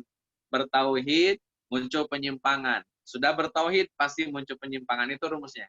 Bani Israel kembali tertimpa oleh penyakit musyrik, mereka merubah ayat, dan suka bunuh nabi. Ditegur sama nabi, kagak mau. Yang ada nabinya malah dibunuh. Ini problemnya orang-orang Bani Israel. Nanti berhenti praktek ini ketika ketemu nabi yang memang punya kekuatan power yang sangat luar biasa. Baru berhenti. Tapi itu nanti ceritanya. Nah hadirin ikhwati man rahimakumullah. Maka selain Nabi Hizkil, Allah Azza wa Jalla pun mengutus Nabi Ilyas, kemudian Nabi Ilyasa, Nabi Zulkifli, kemudian Nabi Samuel. Nah, ini Samuel akan saya bahas lebih lanjut, Pak. Nabi Ilyas, Ilyasa, dan Zulkifli tidak saya bahas. Nanti Bapak bisa bukalah dalam kitab Qashasul Anbiya tentang Nabi Ilyas, Ilyasa, dan Zulkifli. Ilyasa ini sepupuan, hampir sezaman. Zulkifli ini seorang nabi yang oleh para ulama diperdebatkan siapakah Zulkifli ini. Itu sampai ada yang menyebutkan Zulkifli adalah Siddhartha Gautama. Itu wallahu a'lam. Itu banyak pendapat yang tidak bisa dipertegas dengan data. Allahu a'lam. Nah, hadirin ikhwati man rahimakumullah, kita masuk ke Nabi Samuel, Pak. Ini sudah runut, Pak, perjalanan. Namanya, Pak, Nabi Samuel ini Samuel bin Bali bin Alqamah bin Yarham bin Tahu bin Sa'uf, kemudian bin Alqamah bin Mahid bin Auso bin Adriya. Nasabnya sampai kepada Nabi Harun alaihissalam. Ini nyambunglah ke Nabi. Jadi ini generasi udah makin jauh Pak dari Nabi Musa alaihissalam. Samuel bin Bali bin Alqamah. Kata Ibnu Jarir rahimahullahu taala, jarak antara Nabi Yusha bin Nun dengan Nabi Samuel itu 460 tahun Pak jarak. Jadi Yusha bin Nun, sang pelopor yang membawa Bani Israel ke Yerusalem, itu jaraknya dengan Nabi Samuel. Nanti Nabi Samuel ini yang mengangkat Tolut jadi raja. Nah, ini nanti saya sampaikan. Jadi dari Nabi Yusha bin Nun dengan Nabi Samuel yang ngangkat Tolut menjadi raja itu jaraknya 460 tahun. Jarak. Nabi Samuel adalah seorang hakim, nabi sekaligus hakim yang senantiasa menyelesaikan permasalahan-permasalahan yang menimpa Bani Israel. Jadi nabinya diterima, Pak. Ini tumben-tumbenan Bani Israel menerima nabi. Dan biasanya mereka bunuh nabi, ngusir nabi. Untuk kasus ini mereka bisa menerima Nabi Samuel. Nanti kenapa Nabi Samuel bisa diterima tidak dijelaskan lebih detail di dalam literatur tafsir ataupun juga sirah. Jelas Nabi Samuel ini lebih banyak disepakati diterima oleh Bani Israel, dihormati oleh Bani Israel, dan seluruh permasalahan Bani Israel diserahkan kepada Nabi Samuel. Allah a'lam. Hadirin ikhwati man rahimakumullah, ini baru masuk Pak ke Tolut, ya, cerita Tolut. Jadi Yusha bin Nun, nanti kelewat ada Hizkil, ada Ilyas, ada Ilyasa, ada Zulkifli, ada Samuel. Nah, Samuel inilah yang akan kita bahas lebih lanjut. Ilyas, Ilyasa, Zulkifli saya lihat. Nabi Samuel, Bapak Ibu yang Allah muliakan, setelah menjadi hakim dan setelah tanah Yerusalem itu dibagi-bagi ke 12 suku. Jadi tanah Yerusalem sudah dibagi-bagi ke 12 suku. Suku yang dimaksud adalah suku Bani Israel. Ini kalau diperbesar Pak itu baru kelihatan Jebulon di mana, kemudian Ruben di mana, Simon di mana, Yusuf di mana, ini pokoknya dibagi-bagi lah oleh hakim-hakim antara Nabi Yusha bin Nun sampai ke Nabi Samuel Nabi. Nah, hadirin ikhwati man rahimakumullah, sudah dibagi-bagi tanah. Nabi Samuel kemudian menjadi satu-satunya nabi yang dijadikan rujukan oleh orang-orang Bani Israel. Dan ini tumben-tumbenan Bani Israel bisa menerima seorang nabi bernama Nabi Samuel. Nah, hadirin ikhwati man rahimakumullah, Nabi Samuel ini didatangi oleh Bani Israel, singkat cerita. Karena sepanjang sejarah, Bani Israel itu tidak pernah punya raja. Nggak pernah punya raja. Ketika Bani Israel tinggal di Yerusalem, tidak punya raja. Yang waktu masih ada Nabi Yakub. Bani Israel tinggal di Mesir, malah jadi budak raja. Nabi Israel mau ke Yerusalem, mampir dulu di Gurunti, itu pun belum punya raja. Dibawa masuk oleh Nabi Yusha bin Nun, itu pun belum punya raja. Sampai akhirnya di zaman Nabi Samuel. Orang-orang Bani Israel mengajukan tuntutan lah kurang lebih. Kata Bani Israel, wahai Nabi Allah, tolong mintalah kepada Allah Azza wa Jalla agar mengutus seorang raja di tengah-tengah kami, sehingga kami bisa berjihad dengan raja tersebut. Itu permintaan Bani Israel. Ini Nabi Samuel sudah tahu, Pak. Ini cuma alasan doang nih orang-orang Bani Israel. Minta doang. Ujung-ujungnya diajak jihad pada nggak mau. Dan itu betul nanti kejadian, mereka diajak jihad tapi tidak mau. Banyak yang mangkir dari jihad bersama raja yang sudah diangkat oleh Nabi Samuel. Nah, hadirin ikhwati man rahimakumullah, ini diabadikan permohonan ini oleh Al-Quran ya. Nanti bisa dibuka di surat Al-Baqarah ayat 246, 247, 248, 249, 250 sampai 251. Itu nanti dibaca saja. Kisah tuntutan Bani Israel kepada Nabi Samuel. Ini saya contohkan satu ayat saja, Pak. Ketika dalam surat Al-Baqarah ayat 246 ada kalimat begini. Idh qalu linabiyyi, dan ingatlah ketika mereka berkata linabiyyi kepada nabi mereka. Linabiyyi sini kepada nabi mereka, nabi yang dimaksud adalah Nabi Samuel. Nanti silakan buka dalam tafsirnya surat Al-Baqarah ayat 246. Jadi idqalu linabiyyi, itu yang dimaksud adalah Nabi Samuel. Lahumu ba'aslana malikan. Permintaan dari umatnya Nabi Samuel dalam kurung Bani Israel meminta supaya mereka diutuskan seorang raja, malikan. Nuqatil fi sabilillah, di mana kami bisa berjihad di jalan Allah Azza wa Jalla bersama raja. Nah, teman-teman yang Allah muliakan, jadi Samuel kedatangan orang-orang Bani Israel minta dihadirkan seorang raja, diangkat seorang raja. Maka kata Nabi Samuel kepada mereka, wa qala lahum nabiyuhum innallaha qad ba'asa lakum Taluta malika. Maka kata Nabi Samuel, Allah telah mengangkat Talut sebagai raja. Ini keputusan Nabi Samuel berdasarkan perintah Allah. Ini orang Bani Israel gini Pak, ini karakternya itu. Sudah mintanya sudah dikabulkan, giliran dikabulkan, protes. Kerjaan Bani Israel. Makanya kata Allah Azza wa Jalla digambarkan di surat Al-Baqarah 248, kata mereka, kenapa harus Talut yang jadi raja? Bukankah kami ini lebih kaya raya, kami ini lebih berhak untuk menjadi raja? Itu nanti di ayat 246-nya, di 247-nya, mereka protes, Pak, kenapa harus Talut yang jadi raja? Kami kan lebih kaya dari Talut. Talut itu kan cuma tukang nyamak kulit. Kenapa dia jadi raja? Kenapa bukan kami? Nah, rata-rata, Bapak Ibu Allah muliakan, yang paling banyak protes itu bangsa Yahudi. Karena Yahudi itu punya pos-pos penting dalam pemerintahan Bani Israel atau dalam suku Bani Israel. Jadi giliran Talut jadi raja, orang-orang Yahudi yang kebakaran jenggot. Kenapa harus dia? Kenapa bukan kami?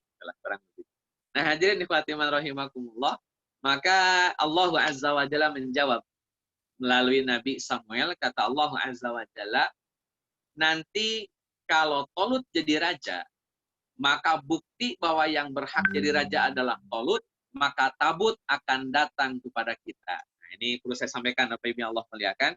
Jadi dalam peperangan itu antara Bani Israel dengan 12 suku, itu tabut pernah dijarah oleh orang-orang 12 suku tadi yang tinggal di Gaza, dari suku Palestina. Itu tabut dijarah oleh suku Palestina, diambil oleh suku Palestina, dibawa ke tempatnya. Jadi orang-orang Bani Israel kehilangan tabut karena dicuri oleh orang-orang Palestina, dibawa ke Gaza. Nah, hadirin ikhwati man rahimakumullah, ketika ditaruh di Gaza, tabut ini ditaruh di bawah berhala. Ditaruh di bawah berhala sebagai penghinaan terhadap tabut. Ketika besoknya tabut ini naik ke atas berhala. Ditaruh lagi di bawah, naik lagi ke atas berhala. Sampai beberapa kali ditaruh di bawah untuk dihinakan, tabut ini selalu menjadi posisi yang paling tinggi. Maka kata orang-orang Gaza, ini tabut nggak beres nih. Akhirnya tabut ini dikembalikan kepada Bani Israel. Itu diapit oleh, ada 2 sapi, kemudian tabutnya diapit oleh 2 sapi, ada satu benda ya, untuk naruh tabut di atas 2 sapi ini. Kemudian dalam satu riwayat, sapi ini dipancing oleh para malaikat, sehingga sapi ini lari, dan larinya hanya ke tempat Bani Israel. Sehingga tabut dikembalikan oleh Allah kepada Bani Israel. Jadi ketika Talut diangkat, tabut tidak ada, itu Talut diangkat. Ketika Talut diangkat jadi raja, tabut datang. Dan itu menjadi bukti bahwa Talutlah yang paling berhak menjadi raja. Allahu a'lam bishawab. Talut ini keturunan dari Benyamin.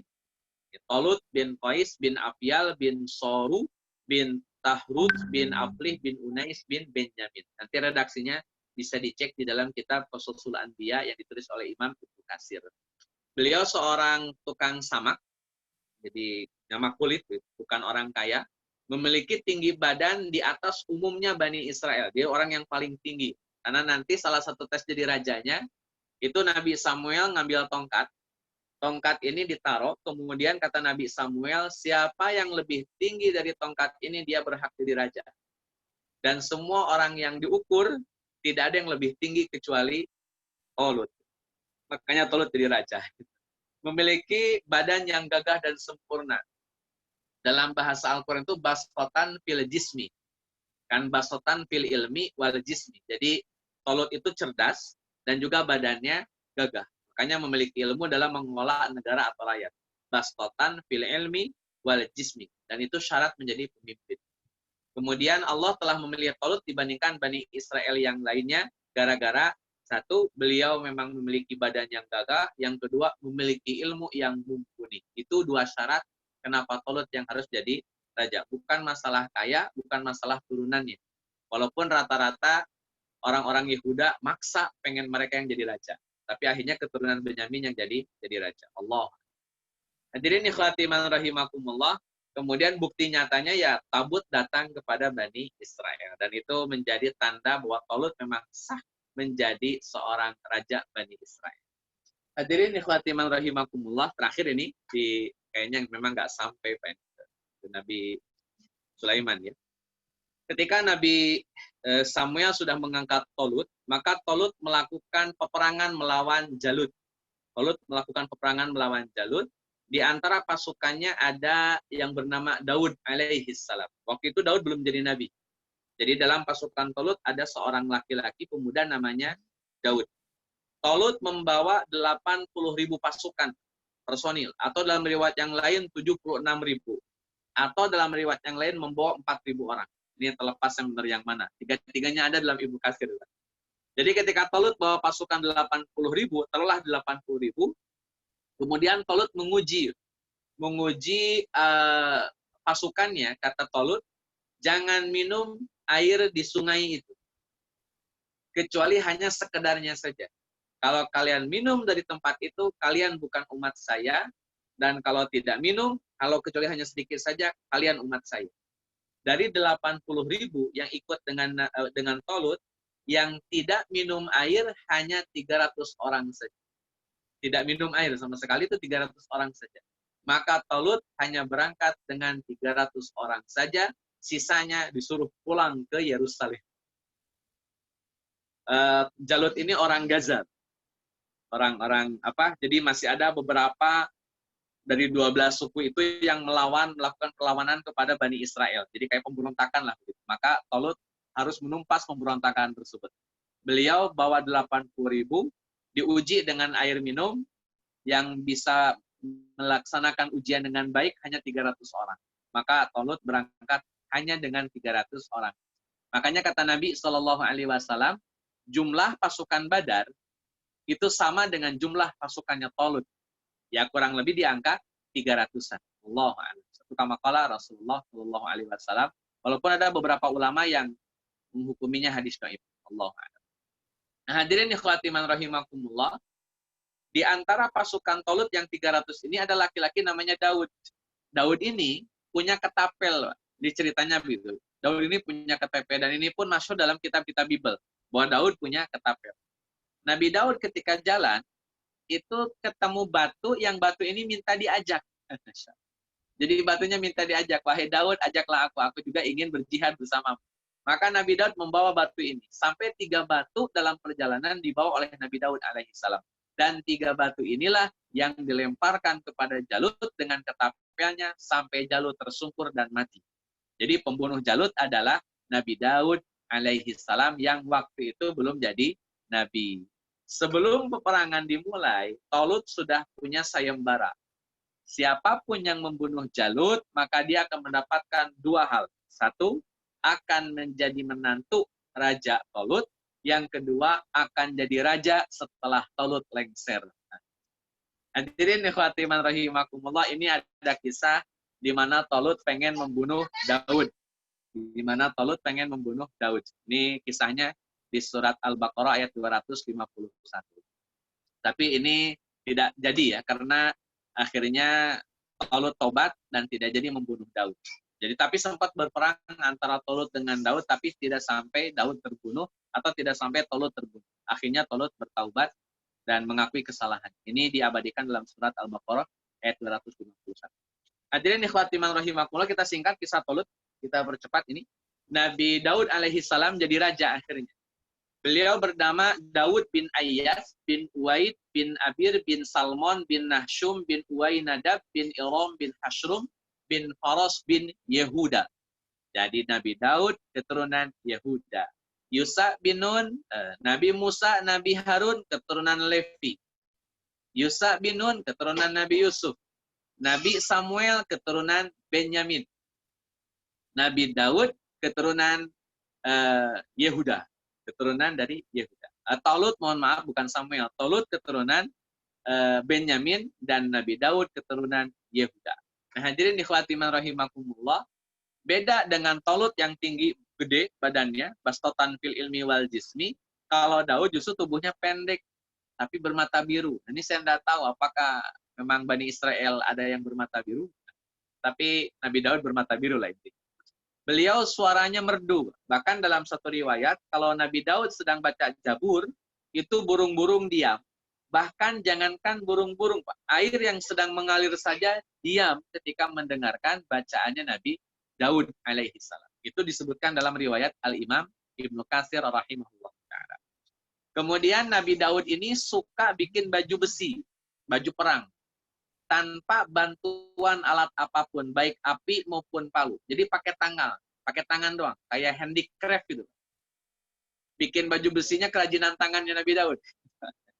Jadi ini Masya Allah ya, kerajinan tangan Nabi Daud tuh bikin baju besi dari besi untuk perang. Dan ini baju ini dijual senilai 6.000 dirham.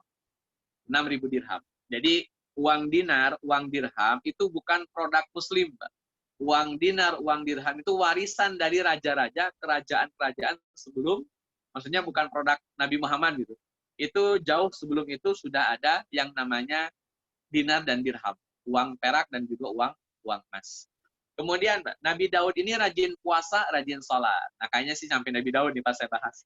Hadirin ikhwati iman rahimakumullah, Nabi Daud itu rajin puasa dan sholat. Bahkan puasanya Nabi Daud dipuji. Salatnya Nabi Daud pun dipuji, Pak. Ini Masya Allah. Kita bisa mengenal bahwa Nabi Daud punya salat, punya puasa. Kama qala Rasulullah Sallallahu Alaihi Wasallam. Hadis ini sahih dalam riwayat Imam Bukhari.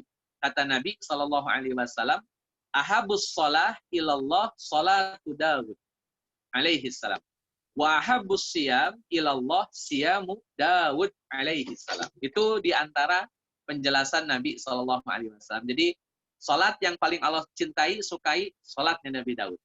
Puasa yang paling Allah sukai, puasanya Nabi Daud. Dan Nabi Muhammad memuji itu juga, Masya Allah. Dan ini care-nya Nabi Muhammad, fair Nabi Muhammad. Kalau memang Allah mencintai puasanya Nabi Daud, ya Nabi Muhammad sebutkan. Nggak ada yang ditutup-tutupin, Pak. Nah hadirin ikhwati man rahimakumullah, bagaimana penjelasan salatnya Nabi Daud alaihi salam? Kalau puasanya masyhur, Pak ya. Selang sehari, besok puasa, Senin puasa, Selasa tidak, Rebo puasa. Itu puasanya Nabi Daud selang sehari. Nanti kalau kita ketemu Maryam, Pak, nanti Maryam punya puasa yang beda dengan puasa Nabi Daud. Dan itu pun sama dicintai oleh Allah SWT. Yang kedua, sholatnya Nabi Daud, tapi Allah muliakan, itu digambarkan oleh Nabi Shallallahu Alaihi Wasallam.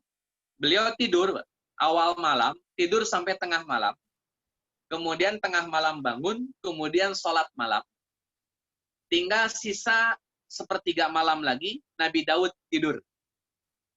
Ini penjelasannya di slide berikutnya, Pak. Tidur di awal malam, katakanlah sesudah sholat isya. Sholat isya itu kan sekarang jam 7-an. Tidur, setelah sholat isya, setelah sholat isya setengah 8. Tidur, kemudian bangun tengah malam. Kemudian sholat malam, sampai 1/6 malam terakhir, atau 1/3 malam terakhir. Kurang lebih jam 3-an lah. Jadi jam 12 sampai jam 3 itu sholat malam. Nah selebihnya itu Nabi Daud tidur lagi, Pak. Jadi sudah isya tidur, sebelum subuh tidur, tengah-tengahnya sholat. Nah itu sholatnya Nabi Daud alaihi salam. Ya ulang. Habis sholat isya tidur, awal malam, akhir malam tidur, pertengahannya dipakai buat sholat. Itulah sholat malamnya Nabi Daud alaihi salam. Dan itu lebih menyegarkan, Pak. Tidur sebelum sesudah sholat isya, sholat malamnya fresh. Tidur sebelum sholat subuhnya fresh. Silakan Bapak Ibu cek nih, praktek kita lah. Kalau kita tahajud, Pak, kita tahajud, kemudian sebelum subuh kagak tidur, maka jam 10-an itu pasti nagih ngantuk. Jam 10 pagi itu pasti ngantuk. Atau jam 9 pagi itu ngantuk. Kalau sebelum subuhnya kagak tidur lagi. Sebelum subuh, Pak. Bukan sesudah subuh, sebelum subuh. Tapi ini agak riskan, Pak ya. Bagi yang kurang mahir, tidur sebelum subuh, subuhnya lewat, gitu kan. Kalau kurang mahir, gitu. Memang harus mahir, Pak. Jadi harus biasa. Sebelum subuh tidur, ya bangunnya pas adzan subuh. Itu Masya Allah, itu bagus. Sampai akhirnya, kata Imam Ibnu Hajar al-Asqalani dalam kitab Fathul Bairinya, Sampai akhirnya Nabi Daud merutinkan bangun di awal malam, tengah malamnya sholat, sampai akhirnya beliau sholatnya di akhir malam. Sholatnya di akhir malam. Sebagaimana praktek umatnya Nabi Muhammad SAW bahwa waktu yang paling afdol untuk sholat malam adalah di sepertiga malam yang akhir. Wallahu a'lam bishawab. Hadirin ikhwati man rahimakumullah, di dalam Al-Quran, ini masih panjang Nabi Daud. Di dalam Al-Quran itu ada 2 kalimat khalifah.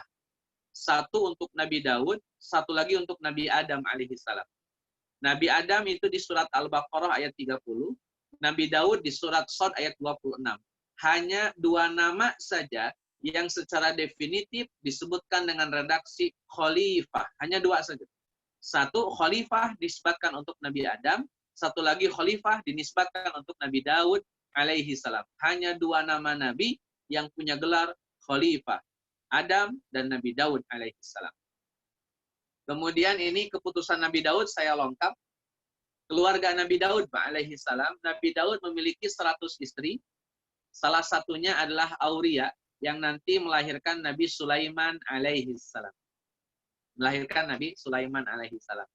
Ayat ini Pak di surat An-Nisa ayat 54, ini orang Yahudi namanya Huyai bin Akhtab itu menghina Nabi, mencela Nabi atau menghina Nabi Sallallahu Alaihi Wasallam. Kata Huyai bin Akhtab kepada Nabi Muhammad, lihat itu Muhammad katanya.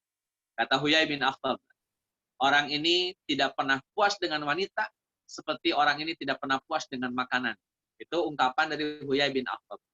Padahal kalau Huyai bin Akhtab mau jujur, raja-raja di kalangan Yahudi itu istrinya banyak, melebihi banyaknya istri Nabi Sallallahu Alaihi Wasallam. Kalau istri Nabi kan cuma 12 atau 11 orang. Nabi Daud 100 orang. Nanti Nabi Sulaiman, istrinya Nabi Sulaiman, itu 1000 orang. Jadi makin anak makin banyak. Nabi Daud 100, Nabi Sulaiman 1000 orang istrinya. Nanti dibahas di pas-pasan Nabi Sulaiman.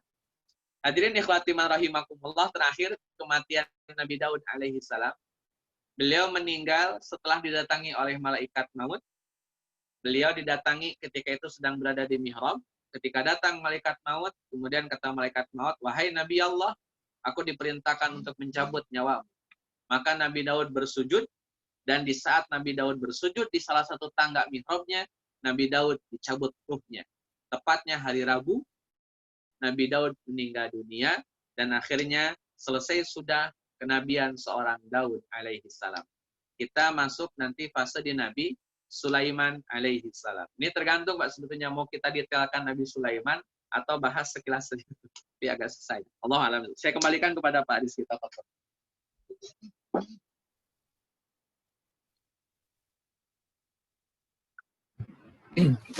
Syukran Ustadz, pembahasan yang sangat menarik ya Ustadz ya. Banyak sekali ilmu-ilmu yang mungkin bagi saya baru ya, dan walaupun dalam waktu singkat dibahas beberapa hal yang sangat penting perjalanan nabi-nabi, tapi cukup bisa kita ikuti alurnya. Baik, di kolom chat nih kelihatannya dari tadi sudah responnya cukup banyak nih Pak Ustadz yang ingin bertanya. Ini dari Nipon. Silahkan yang mau bertanya langsung atau kita bacakan ini.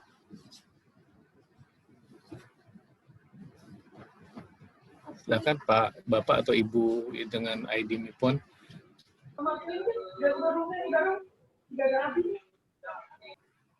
Oke, langsung aja pertanyaan Pak Ustadz ya. Dengan banyaknya keutamaan Bani Israel, kenapa kok akhirnya Bani Israel menjadi terkutuk? Mohon dijelaskan, Ustaz. Silakan, Pak Ustaz. Mohon diulang, Pak Rizky. Dengan banyaknya keutamaan Bani Israel, kenapa kok akhirnya Bani Israel menjadi terkutuk? Nah, itu, Ustaz, kurang lebih ini ada di chat, saya baca nih, Pak Ustaz. Menjadi terkutuk. Iya, menjadi terkutuk. Mohon dijelaskan. Ini maksud terkutuk mungkin gara-gara nolak jihad itu ya? Mungkin ke situ ya? Atau terkutuk sekarang yang terkutuknya? Mungkin sekarang. Tapi gini Bapak Ibu. Yang sekarang berarti ketok sekarang ya maksudnya? Ya silakan Bapak atau Ibu Mipon untuk memperjelas agar biar Ustadz lebih jelas untuk menerangkannya. Mungkin sekarang kali ya Ustadz.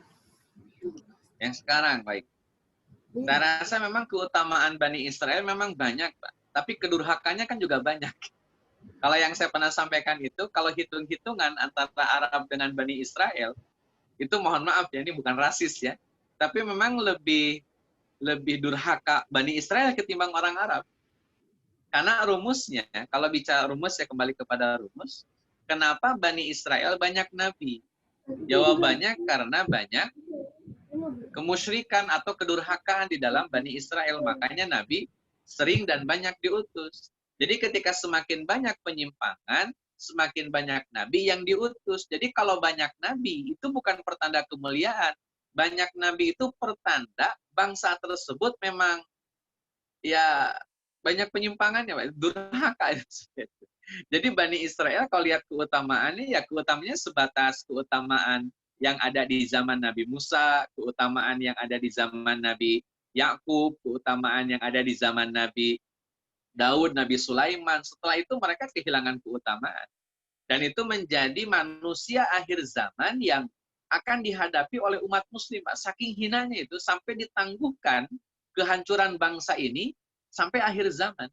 Kalau kita cek misalkan, kenapa umat Nabi Hud langsung dibinasakan? Padahal kesalahan umat Nabi Hud itu nggak seberapa parah dibanding Yahudi, Pak. Tapi kaumnya Nabi Hud, yakni kaum Ad, dibinasakan habis. Kaum Nabi Samud, kaum Nabi Soleh yang bernama Samud langsung dibinasakan. Kaum Nabi Nuh alaihi salam dengan kaum bangsa Suryaninya dibinasakan oleh Allah Azza wa Jalla. Ini Yahudi. Bani Israel dari zaman dulu bikin ulah kok nggak diancur-ancurin sama Allah Azza wa Jalla. Yang ada malah ditangguhkan sampai akhir zaman. Ini kan Masya Allah ini. Jadi kalau bicara keutamaan, saya malah susah nyari keutamaannya Bani Israel. Kalau konteksnya sekarang ya. Jadi mungkin ada beberapa item yang ditangkap oleh penanya bahwa Bani Israel itu punya banyak keutamaan sebagaimana mungkin di zaman Nabi Yakub, di zaman Nabi Musa, dengan banyaknya penyelamatan di zaman Nabi Daud, di zaman Nabi Sulaiman, apalagi di zaman Nabi Sulaiman, status Bani Israel itu terangkat, Pak, dan menjadi kerajaan adidaya yang tidak ada satupun kerajaan yang bisa mengungguli, jangankan mengungguli, menyamai kerajaannya Nabi Sulaiman dengan Bani Israelnya itu nggak ada. Seluruh dunia tidak ada yang bisa menyamai, mendekati kerajaan Nabi Sulaiman itu tidak ada. Semuanya itu di bawah Bani Israel semua. Itu di zaman Nabi Sulaiman alaihi salam. Itu puncak kejayaannya Bani Israel selama mereka ada di muka bumi ini. Itu puncaknya di situ. Terus kenapa kok kemudian mereka menyimpang? Ya karena memang tabiat mereka ya bikin onar dan bikin penyimpangan, bikin rusuh. Itu tabiat mereka. Nah hadirin ikhwati man rahimakumullah, jadi poin mencari keutamaan Bani Israel malah agak sulit ditemukan. Tetapi kenapa akhirnya mereka dikutuk? Karena memang mereka banyak melakukan kedurhakaan kepada Allah Azza wa Jalla. Maka kedurhakaan inilah yang mereka lakukan yang menyebabkan datangnya kutukan dari Allah Azza wa Jalla. Allah Azza. Syukran Ustaz. Boleh menyambung tadi pernyataan Ustaz itu, ya benar kan kita lihat beberapa kaum yang luar biasanya mengkhianati nabinya, kaum Soleh, kaum Samud dan lain-lainnya itu Ustaz, kan sudah tidak ada ya di Al-Quran atau di mana yang menyatakan bahwa Bani Israel itu Yahudi ini akan tetap ada hingga akhir zaman ya Ustaz. Itu aja Ustaz. Ya. Kalau dilihat di surat An-Nisa, surat An-Nisa ayat 159 kalau tidak salah, An-Nisa 159 itu bahwa Nabi Isa akan kembali diutus ke bumi untuk mengislamkan ahlul kitab. Dan ahlul kitab yang dimaksud ya tetap dua kelompok, Yahudi dan Nasrani. Jadi itu penjelasan Allah Azza wa Jalla secara tersirat bahwa tugas Nabi Isa alaihi salam diantaranya adalah mengislamkan ahlul kitab. Itu di surat An-Nisa 159. Kalau tidak salah ini 159. Kaitan dengan ahli kitab akan tetap masih ada sampai akhir zaman. Itu kalau lihat cek dari Quran. Tapi kalau pakai hadis banyak riwayat yang menyebutkan bahwa umatnya Bani Israel atau bangsa Yahudi itu akan menjadi pasukan pendukung Dajjal. Itu dalam beberapa hadis yang menjelaskan tentang tanda-tanda hari kiamat, itu memasukkan bahwa Yahudi dari Isfahan akan menjadi pengikut Dajjal. Jadi Yahudi tetap ada sampai akhir zaman. Ya, sampai menjelang kiamat itu peperangan besar kita akan melawan Yahudi. Perang Muslim dengan Dajjal. Dajjal didukung oleh orang-orang Yahudi. Dari Isfahan. Isfahan itu daerah Iran sekarang. Allah. Syukran Ustaz. Terima kasih jawabannya. Silakan Ahi Aldo. Ustaz. Ya, Bang Aldo. Pak Aldo. Saya jelas ya Ustaz ya? Jelas. Mau tanya yang ini Ustaz, tadi penjelasan tentang penyerangan Bani Israel ke Syam ya. Di sana ada salah satunya suku Palestina ya kalau nggak salah. Mau bertanya Ustaz, berarti suku Palestina itu di sana berarti belum beriman atau belum bertauhid ya Ustaz ya? Kemudian kaitannya dengan ya betul, belum. Kaitannya dengan apa namanya tanah yang dijanjikan, saya menangkapnya sampai cerita hari ini ya, sampai sirah hari ini, nggak tahu mungkin kedepannya apa ada lagi apa penjelasannya. Saya menangkapnya justru yang berhak untuk menduduki terhadap tanah Syam itu sekarang justru Bani Israel atau Yahudi gitu. Apakah benar seperti itu? Bagaimana? Baik. Ya kalau berhenti pada sejarah itu ya memang milik Yahudi, dan itu yang punya otoritas memang milik Yahudi. Tapi kan fasenya Yahudi ya di situ ketika zaman itu. Nanti kan seiring berjalannya waktu, misalkan kayak begini, ketika 63 sebelum Masehi, itu bangsa Yahudi yang tinggal di kota Syam itu semuanya dijajah oleh bangsa Romawi. Maka sejak 63 sebelum Masehi, itu bangsa Yahudi atau Bani Israel tidak punya tanah sejengkal pun di muka bumi ini. Tidak punya. Jadi itu kan sudah melalui banyak fase. Nanti kita ketemu titik temunya di mana. Penjajahan itu sudah dimulai sejak tahun 721 sebelum Masehi. Itu penjajahan sudah dimulai. Bagi bangsa Yahudi. Bagi bangsa Bani Israel, itu penjajahan sudah dimulai sejak tahun 721 sebelum Masehi. Jadi sudah ratusan tahun. Nanti puncaknya 63 sebelum Masehi dijajah oleh bangsa Romawi. Jadi saya tegaskan dulu bahwa sejak tahun 721 sampai ke nanti 63 sebelum Masehi, seluruh Bani Israel tidak punya tanah sejengkal pun. Kenapa? Mereka hidup dalam penjajahan selama durasi itu. Nah nanti Bapak Ibu yang Allah muliakan, tahun 638 Masehi,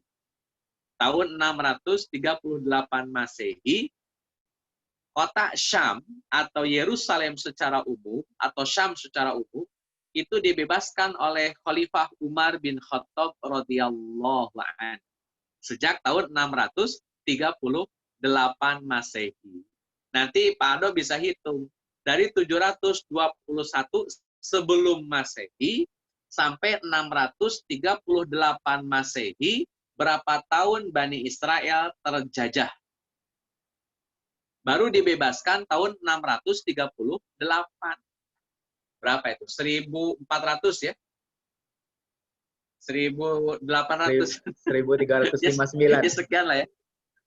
1300-an. Jadi selama 1300 tahun Bani Israel hidup dijajah. Tidak punya tempat tinggal, tidak punya tempat untuk berdiam, tidak punya daerah, tidak punya negara untuk dihuni. Sejak tahun 721 sebelum Masehi sampai 638. Maka sejak tahun 638 Masehi, Bani Israel dibebaskan dari bangsa Romawi Syam dikuasai oleh orang-orang Islam, maka sejak saat itu Umar bin Khattab memberikan hak kepada bangsa Yahudi untuk tinggal di Yerusalem sebagai bagian dari umat Muslim. Sebagai bagian dari negara Muslim. Sebagai bagian dari kekuasaan Muslim. Yahudinya tetap dengan keyahudiannya, tidak dipermasalahkan oleh Umar bin Khattab, tapi tanah Syam adalah tanah milik umat Islam sejak tahun 638 Masehi. Di zaman Khulafaur Rasyidin, Abu Bakar, Umar, Utsman, Ali, tanah itu masih milik umat Islam. Di zaman dinasti Umayyah, tanah Syam masih milik umat Islam, bahkan oleh dinasti Umayyah, Syam dijadikan ibu kotanya. Di zaman dinasti Abbasiyah, Syam masih menjadi milik umat Islam. Di bawah Turki Utsmani, Syam masih menjadi milik umat Islam. Sejak tahun 1924, kekhalifahan Turki Utsmani lengser, maka Syam atau yang sekarang kita dengan Palestina pecah menjadi sebuah negara. Ketika Palestina jadi sebuah negara, lemah pertahanannya, lemah kekuatannya, sehingga mudah diserang, terutama dalam Perang Dunia II, di mana Palestina menjadi milik negara Inggris. Hasil deal-dealan dengan Theodor Herzl, maka Inggris menyerahkan Palestina kepada Theodor Herzl karena beliau punya gerakan Zionis sejak tahun 1897. Beliau punya gerakan Zionis, maka sejak tahun 1897 gerakan sudah jalan. Ketika Palestina sudah dimiliki oleh Inggris Palestina diserahkan kepada Theodor Herzl. Tahun 1948 orang-orang Yahudi mulai masuk kembali ke tanah Palestina. Sejak saat itulah sampai hari ini Yahudi mengklaim bahwa Palestina adalah tanah yang telah dijanjikan Allah kepada mereka. Padahal cerita itu sudah berakhir sejak zaman dulu. Jadi itu nostalgia yang diharapkan bisa kembali terwujud oleh orang-orang Yahudi. Mungkin bahasa kita itu Yahudi agak halu ya, berhalusinasi. Padahal sudah hilang gitu. Kenapa? Karena sudah tidak punya tanah sejak tahun 721 sebelum Masehi. Baru kemudian dibebaskan oleh Umar bin Khattab di tahun 638 Masehi. Sejak saat itu Syam seluruhnya milik umat Muslim. Allah. Ya kalau cerita dulunya itu memang milik Yahudi. Iya, harusnya kakak makan 5. Sekarang Apa banyak? Kakak makan 2. baik. Ada yang ketiga ini dari chat yang saya baca dari Mas Eko ya. Iya Mas Rizky. Ya, tafadhol. Oke, Assalamualaikum Ustaz. Waalaikumsalam. Tadi sebenarnya pertanyaannya ini sama Mas Aldo soal itu suku Palestina itu. Cuma saya punya pertanyaan kedua sebenarnya dikaitkan sama penyebutannya aja Ustaz. Tadi kan dikatakan bahwa Nabi Daud ini keturunan dari Yehuda. Apakah hal tersebut yang dikaitkan dengan sebutan bintang David itu, bintang Nabi Daud dikaitkan dengan Yahudi dan Israel seperti ini? Apa yang menyebabkannya sehingga sekarang itu kaitannya dengan kekiniannya gitu Ustaz dari segi historis. Itu aja sih. Assalamualaikum. Ya. Secara umum, Mbak, memang orang-orang Yahudi selalu mengkait-kaitkan dengan Nabi Daud. Kenapa? Karena Daud ini menjadi raja yang besar, menjadi raja yang terhormat dan mulia. Bahkan Bani Israel ketika kematian Nabi Daud alaihissalam itu dirundung kesedihan luar biasa. Mereka sedih betul ketika kehilangan Nabi Daud alaihissalam karena mereka sangat mencintai Nabi Daud alaihissalam. Nah, di antara yang mereka klaim ya, karena kebenaran pastinya bendera bintang Daud ini, piramida terbalik ini, antara piramida yang berdiri tegak dan yang terbalik ini, itu belum ditetapkan secara pasti bahwa itu berasal dari Nabi Daud alaihissalam. Tapi penyebutan Nabi Daud atau bintang Daud itu menjadi sense sendiri bagi orang-orang Bani Israel. Kenapa? Karena nama David, nama Daud adalah nama yang paling mereka hormati. Karena tadi sebagai nabi yang menjadi raja, dan raja ini cukup populer di tengah-tengah Bani Israel dan punya banyak peran besar dalam memajukan Bani Israel. Tonggak pertamanya di Nabi Daud alaihissalam. Walaupun sebenarnya raja pertamanya ada di nama Tolut. Tetapi raja pertama kurang begitu populer, yang lebih terkenal adalah Nabi Daud alaihissalam. Jadi sense Nabi Daudnya selalu dibawa-bawa, Pak. Nanti banyak yang dihubung-hubungkan dengan Nabi Daud alaihissalam. Walaupun kalau bicara memastikan apakah betul bintang Daud ini memang berasal dari Nabi Daud, wallahu a'lam.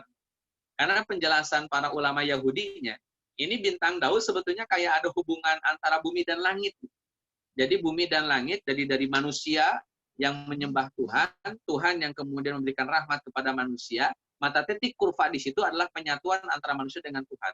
Itu gambaran orang-orang Yahudi ketika menggambarkan bintang Daud. Terus kenapa disebut bintang Daud? Nama Daud ini hoki. Nama Daud ini sense-nya beda, Pak. Itu selalu memberikan suasana batin yang berbeda bagi kalangan Bani Israel. Kalau dipertegas apakah bintangnya Nabi Daud begini, simbolnya Nabi Daud begini, ya tidak. Itu belum disepakati oleh ulama-ulama Yahudi sekalipun. Bahkan kita yang Muslim pun masih kekurangan data sebetulnya apakah betul Nabi Daud menggunakan bintang piramida terbalik ini dengan piramida berdiri ini sebagai bintang resmi atau bendera resmi yang dipakai oleh Nabi Daud alaihissalam. Itu tidak ada penjelasan. Kita sulit untuk mencari data apakah betul Nabi Daud menggunakan bendera ini untuk aktivitas dalam kehidupan bernegaranya atau dalam peperangannya. Itu tidak ada data itu. Nggak ada data itu. Jadi itu yang dipahami oleh ulama Yahudi, kenapa bintang Daud, piramida yang berdiri, ini sebagai simbol manusia yang menyembah Tuhannya, piramida yang terbalik sebagai simbol rahmat Tuhan yang datang dari langit. Nah, bertemulah itu di satu titik. Nah, itulah titik orang-orang Yahudi, Pak. Jadi mereka meyakini mereka adalah hamba Tuhan yang paling baik, di mana Tuhan mencurahkan rahmatnya hanya kepada mereka saja. Itu yang dipahami oleh orang-orang Yahudi dengan bintang Daudnya. Makanya di lain kesempatan, kata orang-orang Yahudi, dalam Al-Quran ini, kata mereka, nahnu abna'ullah. Kami ini anak-anaknya Allah. Kami ini nggak bakalan diazab, nggak bakalan disiksa. Kami anak-anaknya Allah. Itu kan overconfident, Pak. Terlalu kepedean. Makanya mereka meyakini bintang Daud itu seperti tadi. Tetapi penisbatan apakah betul Nabi Daud ini memang berlambang seperti ini, itu wallahu a'lam. Tidak ada kesepakatan yang baku terkait dengan apakah betul ini Nabi Daud menggunakan simbol ini sebagai benderanya atau simbolnya di ketika beliau masih hidup, itu tidak ada penjelasan. Nah, kalau berkaitan dengan Yahudinya, Taibnya Allah melihatkan, jadi orang-orang Bani Israel, Pak, yang 12 suku, itu masing-masing mereka punya simbol. Jadi setiap anak yang dilahirkan oleh Nabi Yakub alaihi salam, yang kita kenal dengan nama Bani Israel, itu mereka punya simbol masing-masing.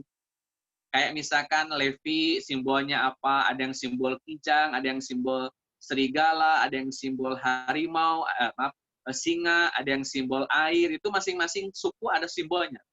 Setahu saya, bangsa Yehuda itu simbolnya serigala, bukan bintang Daud. Jadi orang-orang Yahudi, simbolnya itu, simbol Yahudi ini adalah serigala. Setahu saya gitu. Nanti Yusuf punya simbol sendiri, Ruben punya simbol sendiri, Benyamin punya simbol sendiri. Nah, untuk Yehuda itu simbolnya serigala. Jadi kalau Yehuda dikaitkan dengan bintang Daud memang kurang match. Bintang Daud ini pun dinisbatkan kepada Nabi Daud, tidak ada data yang resmi, yang formal.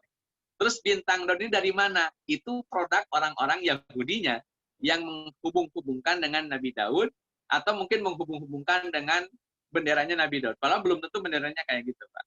Kalau yang saya tangkap, ini kaitannya dengan dua piramida ini, akibat penjajahan bangsa Mesir, Bapak Ibu yang Allah muliakan, itu Bani Israel terlalu kagum dengan yang namanya Mesir.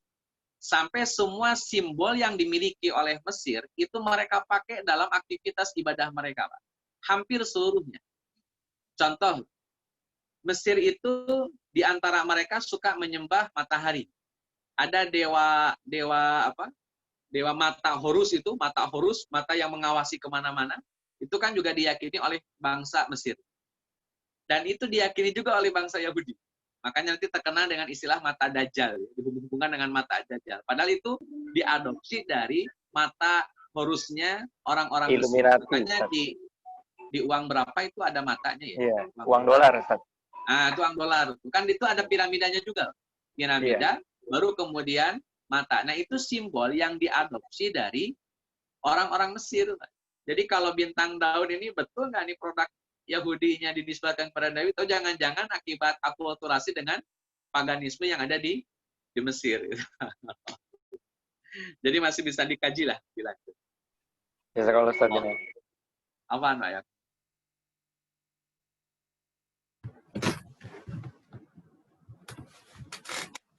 Jazakallah khairan, Ustaz Daniel. Memang kalau kita hubung-hubungkan dengan kondisi sekarang cukup menarik ya Ustaz ya. Kondisi Palestina pada saat sekarang dengan dulu. Silakan rekan-rekan yang lain jika ada yang ingin bertanya. Mas Andre tadi kelihatannya mau bertanya.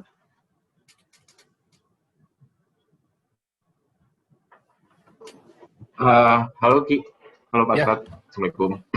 Sudah dibagikan sama Mas Aldo tadi Pak Ustadz, persis pertanyaannya. Terima kasih.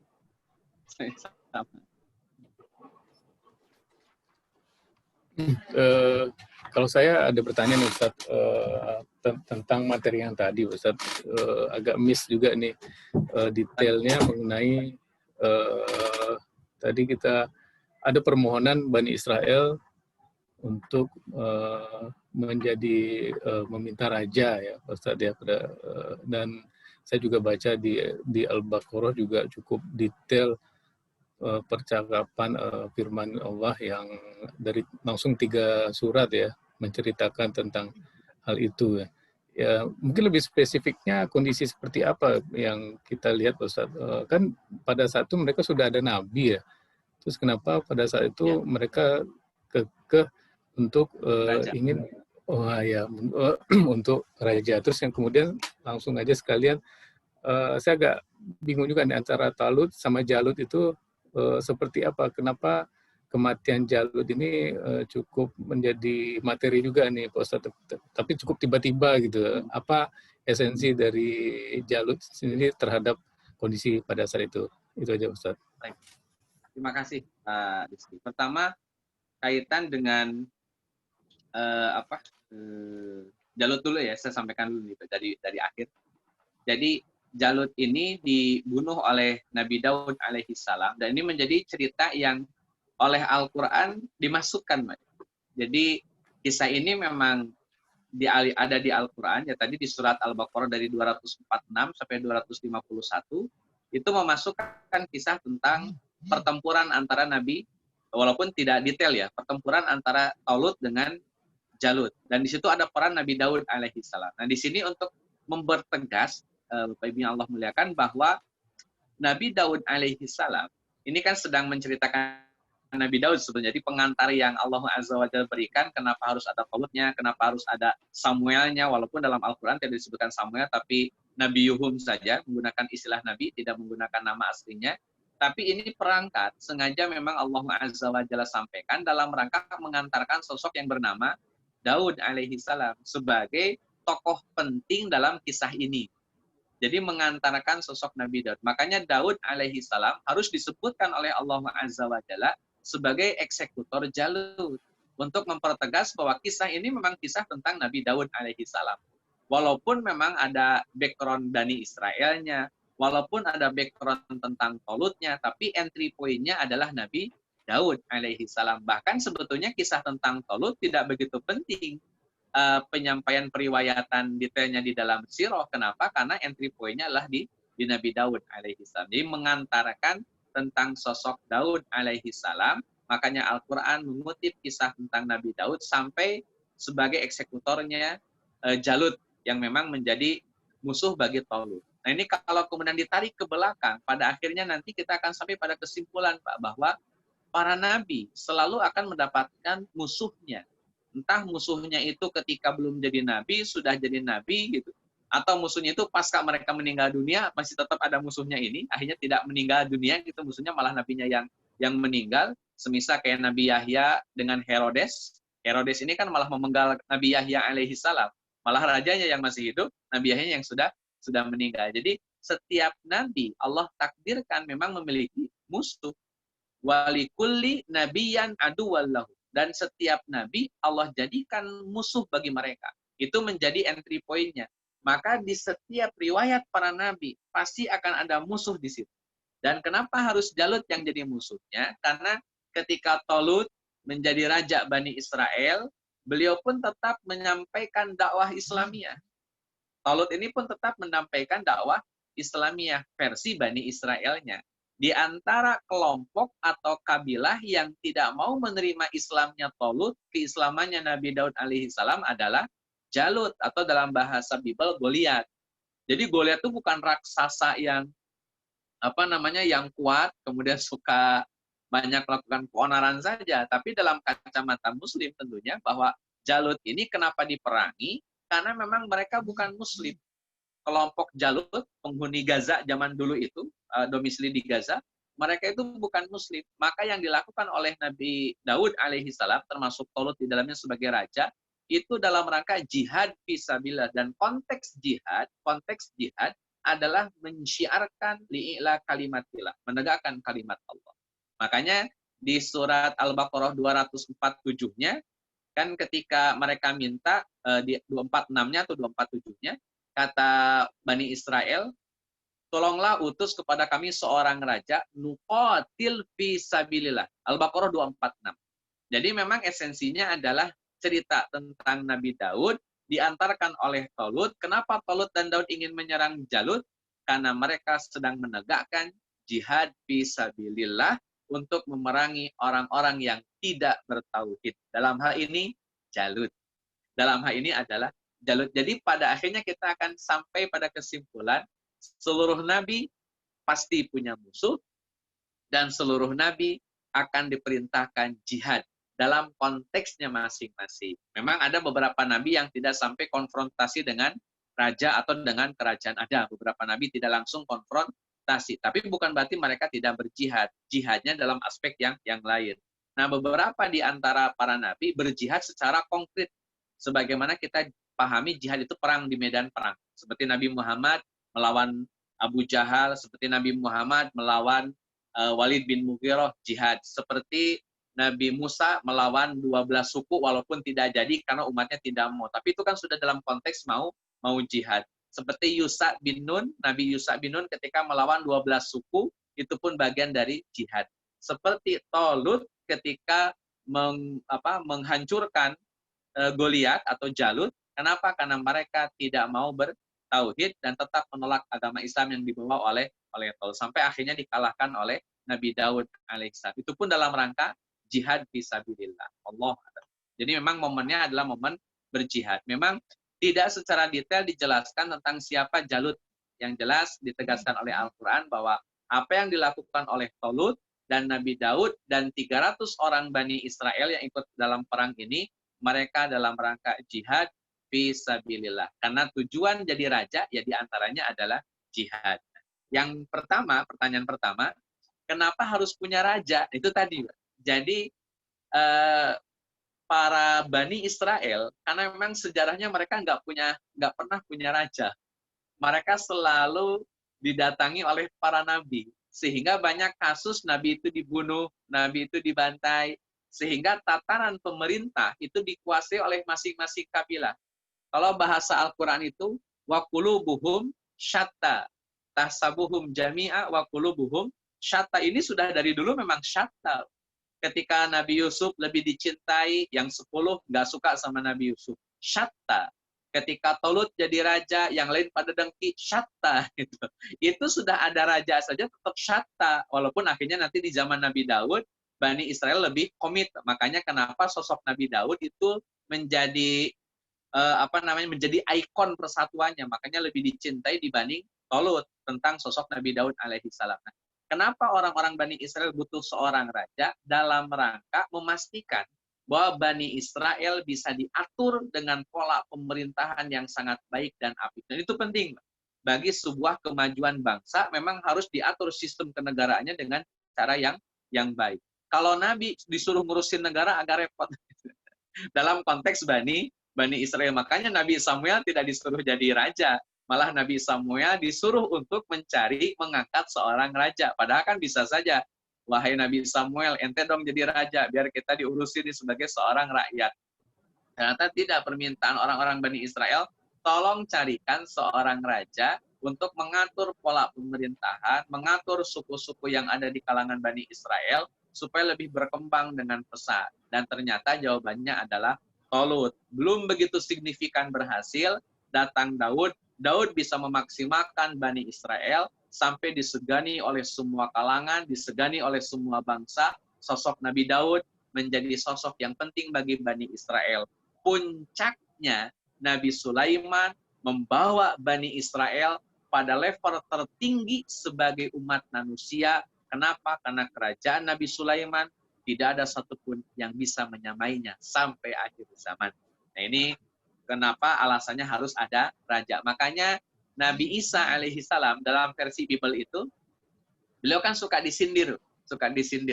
Ketika Nabi Isa ditanya, siapakah raja manusia di tengah-tengah kita? Maka kata Nabi Isa, akulah rajanya manusia. Itu kalau tidak salah dalam redaksi salah satu demikian.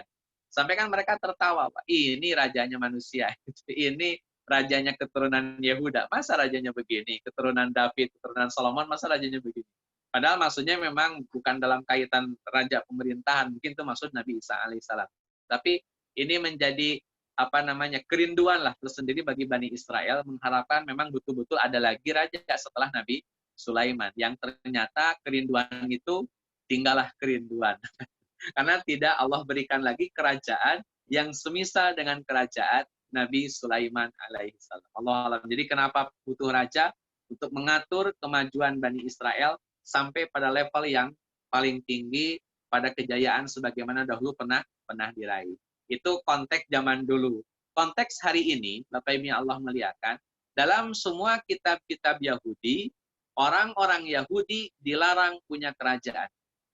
Orang-orang Yahudi dilarang punya negara sendiri malah. Itu dalam kitab-kitab Yahudi yang ada hari ini. Jadi kitab-kitab mereka, tulisan-tulisan ulama-ulama mereka, itu menyebutkan bahwa orang Yahudi tidak boleh punya negara. Hanya Zionis yang bilang, Yahudi wajib punya negara. Makanya tidak semua Yahudi adalah Zionis, tidak semua Zionis genetiknya Yahudi. Ada juga yang bukan genetik Yahudi, tapi dia terlibat di dalam Zionis. Seperti Theodor Herzl, dia bukan genetik Yahudi, dia orang Austria-Hungaria, tapi dia punya keyakinan seorang Yahudi. Walaupun dia bukan genetik Yahudi. Allah. Syukran Ustaz atas penjelasannya. Ada lagi dari teman-teman?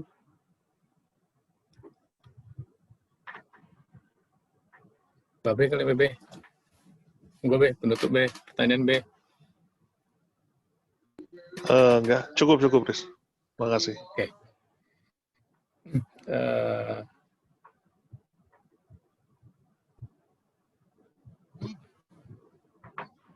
Baik, Pak Ustadz, mungkin itu pertanyaan terakhir dari majelis ini. Sekali lagi kami mengucapkan jazakallahu khairan pada Pak Ustadz Daniel Barka atas ilmu yang sangat bermanfaat bagi yang telah diberikan kepada kita.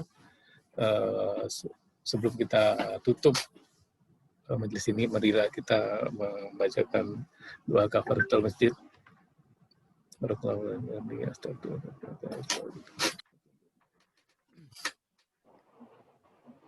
Mungkin satu tambahan Pak Rizky.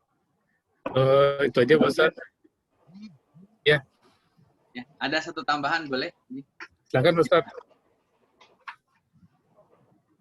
Boleh Pak Ustaz. Yehuda itu simbolnya singa. Yang simbolnya serigala itu Benyamin. Tadi jawaban buat Pak Aldo, tadi saya bilang Yehuda itu simbolnya serigala, saya koreksi. simbolnya Yehuda itu singa. Singa. Yang simbolnya serigala itu Benyamin.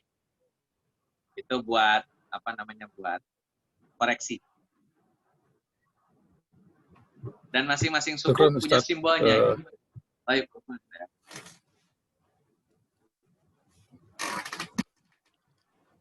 Ki, boleh satu pertanyaan, Ki? Ya, boleh. Nah, Assalamualaikum Pak Ustadz. Waalaikumsalam. Saya ada satu observasi dan satu pertanyaan, Pak Ustadz. Jadi, karena memang di Al-Quran ini Yahudi itu diriwayatkan atau digadang-gadangkan ya sebagai musuh akhir zaman.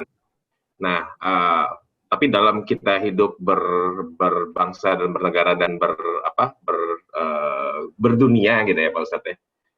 Mungkin gimana kita harus menyikapi itu Pak Ustadz? Apakah kita dari awal memusuhi Yahudi gitu? Karena mungkin itu di akhir zaman akan seperti itu gitu. Tapi kan sekarang belum akhir zaman satu gitu. Terus maksudnya kebanyakan orang yang belajar agamanya mungkin kurang bijaksana gitu ya, dia akan cenderung terprovokasi dan membawa itu ke kehidupan sehari-hari Pak Ustadz. Jadi seharusnya kita seperti apa sih idealnya? Terima kasih Pak Ustadz. Makasih nih Pak Andrian, betul. Karena memang harus clear ya dalam memahami sejarah. Jadi kan kita sedang berbicara sejarah masa lalu, bukan masa kini. Jadi ada penyikapan sejarah masa lalu. Saya harus sampaikan bahwa masa lalu orang-orang Yahudi ya begini keadaannya. Mereka tidak lepas dari penjajahan, mereka tidak lepas dari kedurhakaan, mereka bikin ulah, mereka bikin rusuh, nyembah berhala, bunuh nabi gitu. Itu kan saya sedang menyampaikan tentang keadaan Bani Israel dan Yahudi di zaman dahulu. Terus nanti bagaimana mensikapi Yahudi zaman sekarang kan gitu lah. Kan karena kita hidup bukan di zaman dulu tapi di zaman sekarang. Jadi sebetulnya materi kita berbeda dengan konteks hari ini karena kita sedang bahas masa lalu. Nah, kalau kalian sudah ditanya kaitannya dengan sikap kita terhadap Yahudi hari ini, maka contoh yang Nabi lakukan bisa menjadi sebuah pelajaran. Ketika Nabi Shallallahu Alaihi Wasallam sampai di kota Madinah itu ada 3 Yahudi. Dan ini Yahudi besar di kota Madinah. Kota Yasrib saat itu menjadi kota Madinah, itu sudah ada 3 kelompok Yahudi. Pertama, Bani Qainuqa, itu berada di pusat kota Madinah, orang-orang Yahudi. Kemudian Bani Nadir. Bani Nadir itu ada di pinggiran kota Madinah. Mereka juga Yahudi. Kemudian Bani Quraidah, itu pun ada di pinggiran kota Madinah. Agak di selatan kota Madinah. Quraidah, Nadir, adapun Qainuqa berada di pusat kota Madinah. Ketika Nabi datang ke kota Madinah, langkah awal Nabi selain mempersaudarakan antara Muhajirin dengan Ansor, maka Nabi Shallallahu Alaihi Wasallam mengajak musyawarah orang-orang Yahudi. Jadi Nabi tidak membuang Yahudi, Nabi tidak membantai Yahudi, sekalipun secara keyakinan tentu antara Nabi dengan Yahudi berbeda. Tapi karena Yahudi tinggal di kota Madinah, Madinah menjadi tempat tinggal juga bagi Nabi Muhammad Shallallahu Alaihi Wasallam. Maka antara Nabi dengan orang-orang Yahudi diikat oleh satu kesepakatan, Pak, yang disebut dengan sama-sama berpenduduk atau bertempat tinggal di kota Madinah. Sama-sama warga negara Madinah gitu lah. Jadi ada ikatan, ada agreement antara Nabi dengan orang-orang Yahudi bahwa mereka sama-sama penduduk Madinah. Maka karena mereka sama-sama penduduk Madinah, sekalipun dari sisi keyakinan jelas berbeda, dari sisi praktek ibadah jelas berbeda, bahkan Nabi sering menyampaikan syariat yang menyelisihi orang-orang Yahudi, Pak. Nabi bikin syariat, Allah yang bikin syariat tentunya melalui Nabi Muhammad itu selalu menyelisihi orang-orang Yahudi. Dan itu memang harus demikian supaya kelihatan beda antara Nabi Muhammad dengan orang-orang Yahudi. Tapi poinnya, sekalipun Nabi beda keyakinan, beda akidah, beda ibadah, beda syariat, tapi Nabi mengakui kewarganegaraan Yahudi yang tinggal di kota Madinah. Maka sikap Nabi kepada orang-orang Yahudi akur, Pak. Nabi pernah minjem baju besi, pernah minjem beras dengan jaminannya baju besi kepada seorang Yahudi.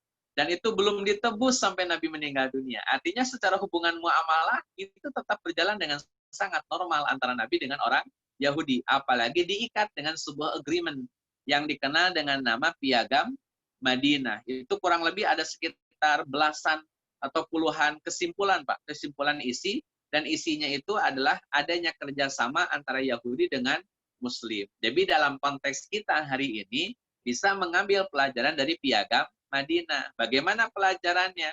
Selama masih urusan duniawi, selama masih urusan yang sifatnya kewarganegaraan, kalau ada Yahudi di tempat kita, ya sah-sah saja kita bergaul dengan mereka. Tetapi ada batasan tentu. Di antaranya, kalau kita gaul dengan orang Yahudi, jangan semua rahasia kita disampaikan, itu di antaranya. Karena memang khawatir malah nanti menjadi sesuatu yang bumerang bagi kita. Itu pesan Al-Quran untuk Nabi Muhammad SAW. Jadi silakan bergaul dengan Yahudi. Karena mereka manusia, kita pun manusia, mereka punya keyakinan, kita punya keyakinan, mereka tempat tinggalnya misalkan dalam konteks kota Madinah ya. Di kota Madinah, Nabi pun di kota Madinah, maka tidak ada alasan bagi Nabi untuk melukai, mengintimidasi, mengusir, apalagi sampai membunuh orang-orang itu, nggak ada alasan. Nah, kemudian nanti akhirnya Nabi berperang dengan orang-orang Madinah, dengan orang-orang Yahudi di Madinah, itu babnya beda lagi. Ada alasan yang mengharuskan Nabi memerangi orang-orang Yahudi di kota Madinah. Kalau tidak ada alasan itu, Nabi tetap akan menghormati orang-orang Yahudi di kota Madinah. Itu faktanya. Sayangnya, mereka melakukan pelanggaran, maka Nabi serang. Itu sayangnya. Tapi kalau tidak ada pelanggaran itu, tidak mungkin Nabi menyerang orang-orang Yahudi dalam rangka intimidasi, apalagi dalam rangka membinasakan atau menghabisi. Maka praktek kita hari ini, dengan siapapun gaul, mau Yahudi, Nasrani, mau Hindu, mau Buddha, gaul-gaul saja. Berteman saja. Bisnis saja. Bisnis is business. Tapi di luar itu berkaitan dengan keyakinan, dengan ibadah, kita jelas nafsi-nafsi. Dan saling menghormati. Allah. Ya, terima kasih banyak Ustadz. Maaf kalau bertanya setelah ditutup ya Pak Ustadz. Soalnya ya.